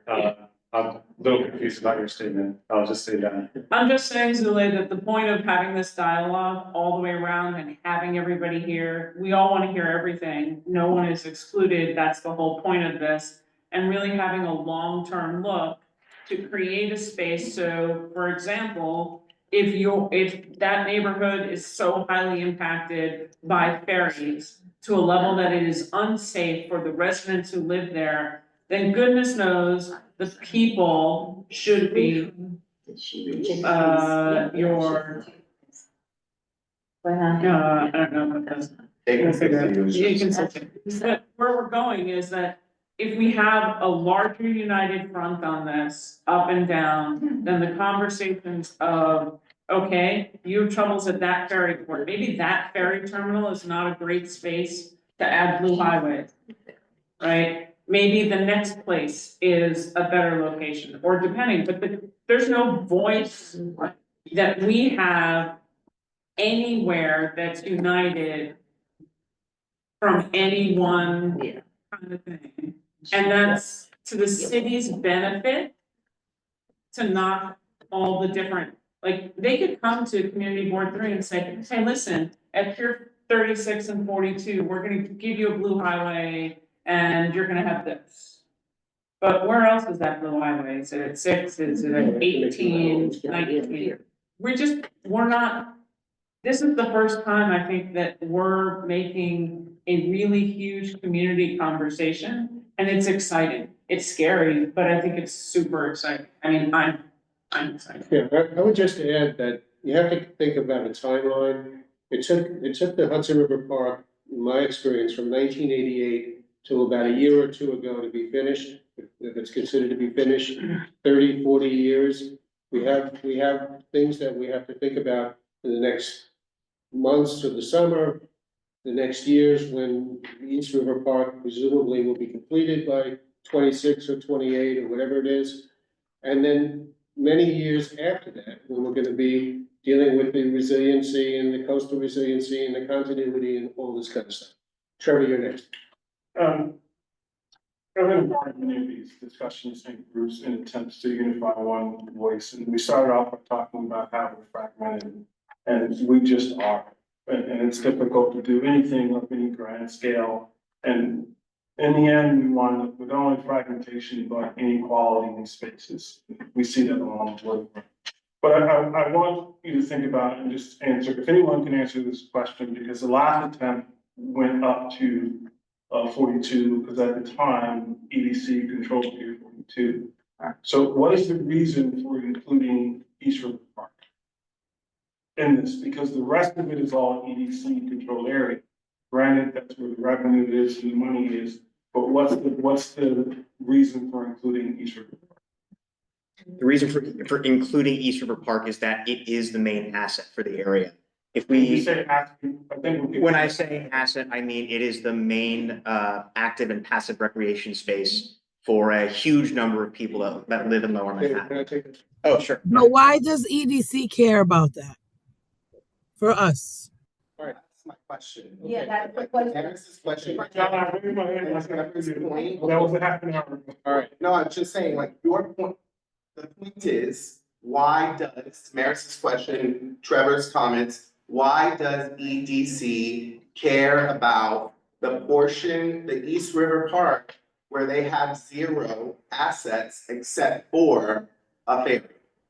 That's the question. And I don't think it's for anyone here to answer. Right. I think it's for EDC to answer. But I don't think it's just an EDC question. It's a question for us also, as to, do we want to exclude the main asset in the main area from this whole attempt to unify and leave East River Park alone? Because And risk saving, losing community control of the East River Park. exactly. So why, it's more of a question that we can answer, but there's a reason why we're including East River Park, other than it's a main asset, because they can stay alone, but the revenue is primarily from 36 down to the back.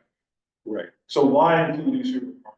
So we're talking I about. know that there's 2 people who can answer. Who's Or, one? or should the question be, should we? That's the question. Yeah. Should we? And that's, you know, All right, I've got Ariadne, and I know Megan. I think Trevor basically asked my question. Okay, Ariadne. Yeah, I think And we make should it say, longer. when we started the Talk about it. conversation, sorry, so when we started the conversation, certainly that's the main question, should we? I personally, did we, like, I don't know what EDC has or hasn't said, but have they even said that they want to include East River? My understanding was more of if there's gonna be a conservancy and if we're gonna connect spaces and primarily below 42, what would be the benefit potentially or drawbacks of including East River? I don't think it was initiated by EDC to say include East River in this Correct. section, right? I think the impression is that right now there isn't one entity taking care holistically of East River Park itself. There's obviously LES Ecology Center, who's been there for years, but there isn't necessarily per se one unified voice that's working the fields, helping with programming, that's helping with the horticulture. So that's just maybe something to keep in mind. Has EDC even said they want to include? I thought it was more from neighbors and people wanting to discuss what the opportunity was. Right, if Diane Sweetage was on this call right now, I would say, Diane, could you answer this? Perhaps we can invite Diane to our next meeting, so we can ask her those questions about EDC. Luke? Yeah, I didn't think I was gonna have anything today, but I think I can speak a little bit on that. So one, regardless of what happens with money coming into the park, we are going to listen to. Introduce. Sorry, just to reiterate, my name is Luke Isaiah. I'm the district manager from Parks. I currently still work for Parks. So just one, I wanted to reiterate, regardless on if money comes into the park, we are not privatizing anything. We are not excluding people from the park. Even if you guys all unify and tell me that's what you want, that's not what we would do. We want to protect that space. And then the second thing is we would respect any of the groups that are currently there, right? So to me, there is a possibility where this comes together and it's this unifying force and it's a way to like streamline messaging and navigate city agencies, but we would still respect Friends of Pier 42, Corlear Slope, Lower East Side Ecology Center, regardless. Okay, so I really view it as we're maintaining our parks. We're not gonna be Central Park in the 70s. I think Tompkins looks beautiful right now, right? So the proof is out there. So we're gonna hold our park to me, an acceptable standard, a good standard, but there's the possibility to elevate it. And I think if this group is worth something, that's what it would be about, is elevating it to the next level. And then the money, you know, whether it's from private donors, I think that was something I was talking about, that's not going to like steal, like they don't get special privileges, but maybe we can have nicer flowers and more regular garbage pickups and better maintained, you know, playgrounds. You turn that down, Grant? That's all. Megan is next, she's online. And then that. Hi, everyone. Megan Malvern, reminder, I'm with Children First. We got organized to begin with because of the 250 Water Street development. And it was a brownfield. We had, so Zulay, I completely have a lot of empathy for it, how scary it feels when stuff's going on around you and you don't think that you're getting straight answers and then you're not getting helped. I offer that by joining with all of these people who share that waterfront, you're gonna have you're gonna have so many more people in your backyard. I mean, we're gonna show up to stuff. Like if I know you from the park and we're chit-chatting and you're telling me about this terrible thing that's happening to you, I'm gonna show up. My kids are gonna show up and we're gonna try to like get stuff changed. I think it's just a way for us to build community along that activity and along that space. And I don't look at it as a way that we're gonna, or let's say this pier comes in somewhere. If we're not talking to each other, is someone gonna try to put it on the very edge of their community so that it messes with the one next to it? Like, we should all be sitting around the table, looking each other in the eye and finding the best way to move forward that's gonna help us. And right now, we're getting divided. Someone else is gonna come up to us and be like, look, if you just stick it over in the corner, it's really gonna be affecting community board, whatever. But we're gonna be played, and I don't wanna be played. I want us to work together as a team. That's why I'm here. And I wanna knit us all together. Okay, thank you, Megan. Megan? So I think my biggest concern with what I'm hearing, and it's my first time here, is East River has always been our backyard, NYCHA's backyard, right? It has been our backyard where our kids have had access to play, to have leagues, to do all kinds of things. With this resiliency project, as the fields have been opening up, which has been, what's been happening in the Lower East Side is that our children can't even get permits to not play on these fields because they're going out to the corporate leagues. I mean, I was just on a call before I got here, someone who's had permits along Frank Alameda, everybody knows. He can't get a permit, right? This is a community-based program with our children from NYCHA and stuff, who right now under the current conditions can't get access to the park to kind of privatize it, which is what it's sounding like to me to some degree, is gonna give us less access.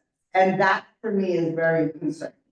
You know, the community needs to have access. I'm about community, we need to have access to our backyard first before it's outsourced. And I feel like while I get we need the money and stuff, I'm afraid that that also pushes that rat pack thing further along the NYCHA corridor. If we continue with this. And I'm saying that that's exactly the opposite. That's the goal that we have. If you take a look at it, the reason why the local leagues got squeezed out is potentially they weren't on the mailing list, or no one actually let them know that the permit time was open. Because Parks Department has a permit schedule. They've been open, they've been closed, they have things like that. There wasn't any necessarily one organization that looked and said, hey, all of these leagues have been here pre-construction. Let's make sure the outreach to all of these guys happen, because everybody knows the new one's coming, right? That is something that if there was a holistic look on it, that the community would have a whole list of community leagues that would have said to the Parks Department, before you give out all the permits, don't forget these guys. The Parks Department could have been able to say, hey, we haven't heard from them because I don't know how much staffing the Parks Department has, but I can just say what I've seen from permits. Okay, Another. we have a lot of hands up, starting with. So I had a response to Treasurer's question, and it's not something that I would not a reason that I would necessarily support including East River Park in, but taking the example from the Bronx River Alliance, it is and from the High Line and from Hudson River Park and Brooklyn Ridge Park, but there is something to be said for unifying a waterfront for both from design purposes and programming purposes and horticulture and maintenance, care and maintenance purposes. And it does bring in some of these permit issues. And if EDC ever, like Pier 42, did turn it over to Parkland, I doubt below Montgomery that's very feasible, but that having a structure with either existing nonprofit or a future nonprofit that was made out of these discussions that could be the managing. And like some parks, including the Bronx River, have a parks administrator that is sometimes or is not always also the executive director of a nonprofit that is able to facilitate all of this coming together, which can handle permit issues across properties that are managed by the Parks Department. So there is a unifying there. But then also to go talk about a response to Vinny's statement, I mean, what I'm hearing and what we've all seen is the fear of privatization, trying to leverage too much of the that could be potential of taking a public space that we don't want to run the risk of privatization. Okay. Ariana? Yeah, so I actually Just would like to write. bring back some of the points that Frank made at the beginning of the meeting that I thought were really good. The first was about how different each park conservancy and stewardship looks like right now, even across the city. The ones that have similar models are very different in the way they operate and fundraise. I think that should be taken into consideration as we continue our discussion, because ultimately it means there's a lot of flexibility in the way we can operate as partners with parks. And we have the opportunity to establish it through this working group what our preferences are. I think the second point Frank brought up that was really good is what cut of EDC money are we actually gonna get? So in the presentation that I gave in the last meeting, it was just identifying what the revenues are. This is the total amount that EDC generates from these sites, and right now they're being passed on. What cut that might come from into a potential conservancy or stewardship, we do not know. And I think that's really important to keep in mind, because that's something we're gonna have to negotiate for. They're not necessarily handing it over. We know the sites are there, we know they generate money, and we know that we have the opportunity potentially to capitalize and distribute it more fairly within our own waterfront. When we talk about pressures for development, it's true that in East River Park right now, there are no EDC sites. I think from what a lot of people have said, that's the preference to maintain it that way. If we can use the existing EDC sites that are already there, that are already generating money, to try to help funnel towards East River Park and help elevate it there, I think that is a form to resist pressures. We need to have clear guiding values, which I think we're starting to work on, but there's no reason to say that we can't try to create an organization that accounts for all the concerns we're hearing today and make sure that it's reflected in whatever governance structure we have. I think that was well said, thank you. When I'm going back to some of the earlier comments I made, I'm confused, like, why don't we, maybe you're the person to ask, like, operating budget for Pier 42 and for East River Park? Like, do we know those numbers? We don't, it's It doesn't matter, under construction, you can use it, like, everything's so widely general. It doesn't matter that we're talking about pre-construction, but like, why don't we have those numbers? Does anybody have them? So I'm happy to talk with someone to like hear the people that are there for that many hours. We could do it, but it would take a lot of time. Oh, what? Oh. I mean, if you just think, like, how do I figure that number? But I think it's doable. think the other thing I would just add, I'll give it the after this, because that's a permanent issue. But an example of kind of like we're hiring people and talking about that is for permitting in some of these parks, and I'm not suggesting, I have no opinion on what should happen, but for some parks, they have an internal permit person, right? So let's say like Lower East Side Technology Center, right, you know, Pier 42, like you guys probably don't personally want to get involved in who's going, and like who's playing at the basketball courts, the soccer field. Yes, they do. Well, maybe they do, sorry. Okay. What I'm getting at though is maybe like you could theoretically hire someone who they, in this group, right? All they do is maneuver like the people so that we're best advocating for local youth nonprofits. Because it is the intent of parks to do that. We've had a big change in policy to emphasize that. That doesn't mean that things don't slide through the cracks from staffing shortages, et cetera. I'm just throwing an example of something that wouldn't be controversial. Yeah. Yeah. I mean, you guys recognize there's people online waiting too for like 20 minutes to speak. But when was that change in policy? I think it was 6 to 9 months ago. What is that? Wait, I can get a can you blurb. provide us with a copy of that, or, you know, just as an aside? Yeah, yes, I will get something. I'll email it to me. But the general takeaway is prioritization of youth nonprofit, with through a number of changes, and like not charging people, things of that. Okay, I saw Diane's hand and then. Well, yeah, so thank you.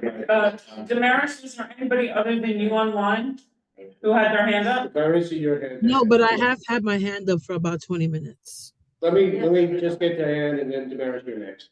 And I was just gonna say that we keep talking about elevating. What does that mean? Are we, you know, I would like to hear from all of the community members who have spoken to me about community control. I think we've heard a little bit about, community bordering the park, feeling that it is their backyard. And they want to keep that quality of it. But I think there's a lot more that we could dig into, and I don't think we can talk about, right, path forward to support parks in its management of East River Park until we have a conversation about why are we even talking about elevating East River Park? What's wrong with it, right? Like, what does that mean, and what are the things that would stay the same, what are the things that would change? And you know, it's very clear from tonight's conversation that community control is important, and there's only two ways to do that. Either East River Park goes off on its own, or Pier 42 goes off on its own, and a group forms around that to help raise money and to help make sure that the park is used, maintained, and in an equitable way, supporting the needs of the community. Or we agree that we can form one organization. The organization has to have those that baked in, that community control is still there. And I think those are just the two alternatives. Okay, thank you, Diane. Damaris, you're next. At this point, I've basically forgotten most of what I was going to say, but what I want to say is that I don't think that we need to have necessarily one structure in order to be or have a united, cohesive waterfront or a greenway or a bikeway, right? Those things can still be accomplished. We can still work in unity. We can still come together. We can still use our collective people power to make the decisions that need to be made. I don't know that we necessarily have to form a new entity where we would be giving away or where it would be in charge of the governance of this, and that would be reliant like on a board or other things like that.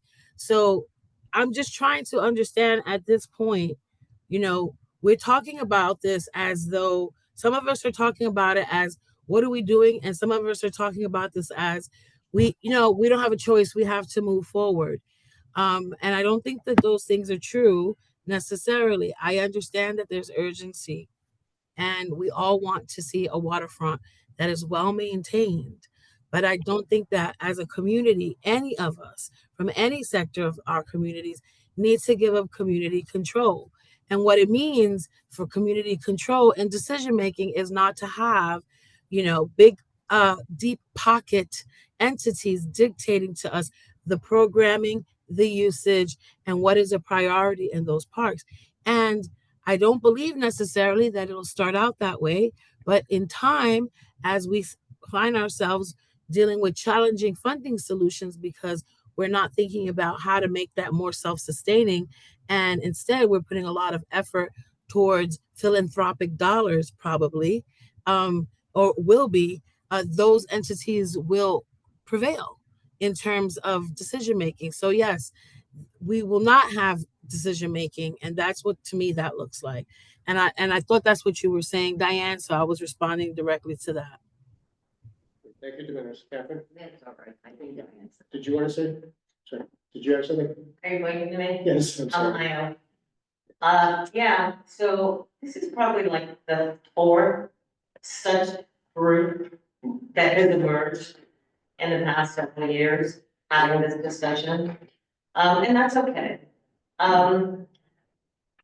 In listening to everybody, I think a couple of things. I'm really concerned about EDC and the control that they would assert over the East River.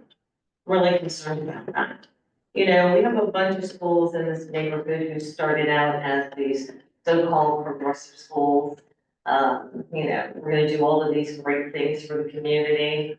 I think when they started, I was the only one at the then Board of Education that spoke against their development as opposed to having the existing schools receive the support that they need in order to well educate our children. And I'm kind of, and as a result of their establishment, they are exactly today what I suspected they would become. And that is exclusionary to the community, the people who serve in this community. And I'm feeling the same way about the idea, not the idea of creating an organization that stewards the East River Park, but including EDC.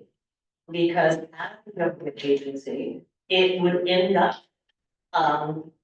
having power and control that we would spend a lot of time, I think, fighting against.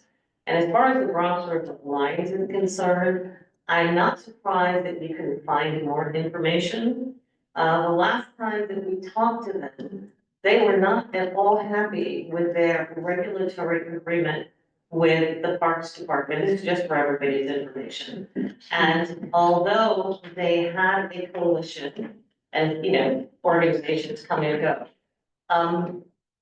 all of their staff were actually hired by the Parks Department and therefore under the control of the Parks Department. So there's a lot of things to look at. I would look forward to a meeting where we look more closely at whether or not an organization that includes EDC makes sense for the part of the East River Park that I live near, and which the county currently is monitoring the construction for. But I'm open to all kinds of discussions. I think some of us have been at this for a long time. No problem. We've lived here for a long time, no problem. If you live here even for 5 days, you should be able to participate in this discussion about anything. That could be of value into our community. So are we in agreement that we should continue to meet? Are we in agreement that maybe at the next meeting, we should ask EDC to be here so we can ask them these questions? Yeah. Would that be helpful? So I would say yes to EDC, and I can't think of who the other entity is that should be here. There is. DEP is another agency that. Well, I'm not looking at agency, I'm looking more at conservancy, or stewardship, right? So maybe someone like Rebuild by Design, who has Okay. looked at, this issue all over the country. Sure. When we first started with construction here, after the 5 years, and some people in this meeting worked on prior to the discussion. What are you talking about with the U3? Yeah, yeah. Well, we also looked at, I think it's Anastasia Park that had the same similar. Anacostia, where I used to live, so, but not for 10,000 years. Yes, I think I that's. can tell you, we've done some I would like to see outreach. Amy Chester here. We've done Your outreach. timing is perfect, because I Right. emailed Amy earlier Okay. asking her if we could, because we are using the Rebuild by Design study, right, as a Right. base, that's a. Which was a study that was, actually, asked for by Middle Lower East Side. Right, and so David used that as his base for next. Understood. Right, so since that, you know, we reached out to Amy so David could present basically, you know, her next steps, what they recommended is kind of where he went as a fellow from the city of New York. So we did reach out to Amy, which, you know, hopefully she'll be able to come next time. I'm pretty sure she'd be able to come. Yeah, right now she's prepping for an event in Jersey Waterfront next week. Okay. Yeah. We've basically decided we wanted to meet monthly, not bi-monthly, so that would be the end of May. Is there a date that somebody wants to suggest? Not near That's the not a holidays. community board meeting? Not near the holidays, either just before, the week before, or the days. Can we do first week of June instead? I'm down with first week of June. I am. First we can do is, we can check to see if there's Ward 1 or Ward 3. I'd love if there was one of the NYCHA houses that has a room like this that we could meet in, that has Wi-Fi, then we can do it in Smith. But I would ask first one, other TAs, so it's more centralized, to hold it there. Okay, so, Okay, and then just in case, let's look at some other places and possibly this, all right. and see what. Okay, so Tammy. No, we could do Smith, I have Wi-Fi and all of that. I I actually, think your TA room is gonna be big enough for the amount of people who come. I know your TA room. I know, it's how you set it up, but I also have a big screen like this, that even if we do the Wi-Fi on the Zoom, they can. Gotcha. Okay? If I can ask Tammy to stay in touch with Aisa about location and what available dates there are, compare it to the community board 1 calendar. Check in with Susan, check in with Susan about the CD3 calendar, so we can just get the district managers to do that, that would be We could great. also do it in John's office. I'm sorry. I'm too far from it. But can I actually say, I'm glad you said my name, because I just wanted to say something really quick. I just wanted to say that, I mean, I think that this is the first time I've been in a space with so many different stakeholders along the waterfront. And it does feel really good, because for a very long time, for many years, we've had some tough challenges along the waterfront, right? Along many stakeholders across the waterfront. And I think that first, Lisa, Tammy, thank you for doing it in a NYCHA development, right? I think that, and Smith would be perfect. But the other thing I wanted to say too is to everyone who's bringing their different experiences, I think the reality is that we need to remember is that the waterfront just looks very different, right? It looks very different across community boards. And as you heard Zule mention earlier, and you heard many folks speak, whether many of our Section 8 buildings along the waterfront, right? There are folks that are, yes, they want to be involved in the waterfront. They want to lead conversations about what the backyard looks like. At the same time, they are facing challenges in their own developments that are facing the waterfront, right? So it's this hard sort of battle between, yeah, I'm a leader here. I should be in this conversation. And at the same time, I'm trying to save my home. And I think that's the challenges that we're going to see in this space. And need to be respected. And need to be respected, and I think they have, right? I think everyone's coming to this space with really good intention. I just think it's important for us to say that out loud again, because there's so many different stakeholders across the waterfront. So we just need to be mindful of that. Some follow-up, John's real quick, is that ultimately, and the reason why we met and talked about this and here, fears of privatization is to have community control over the waterfront, which we do not have right now. I know there's some fear about, development and the private pressures, but the way we can form this is so that we have community control. I think that's the main, that's why I'm here, because if we're gonna talk about Yeah. control, it's fine, but I really want community control, and we have an opportunity here. Granted, the parks are still in development, but, go online, 27 and 28, to have community control of.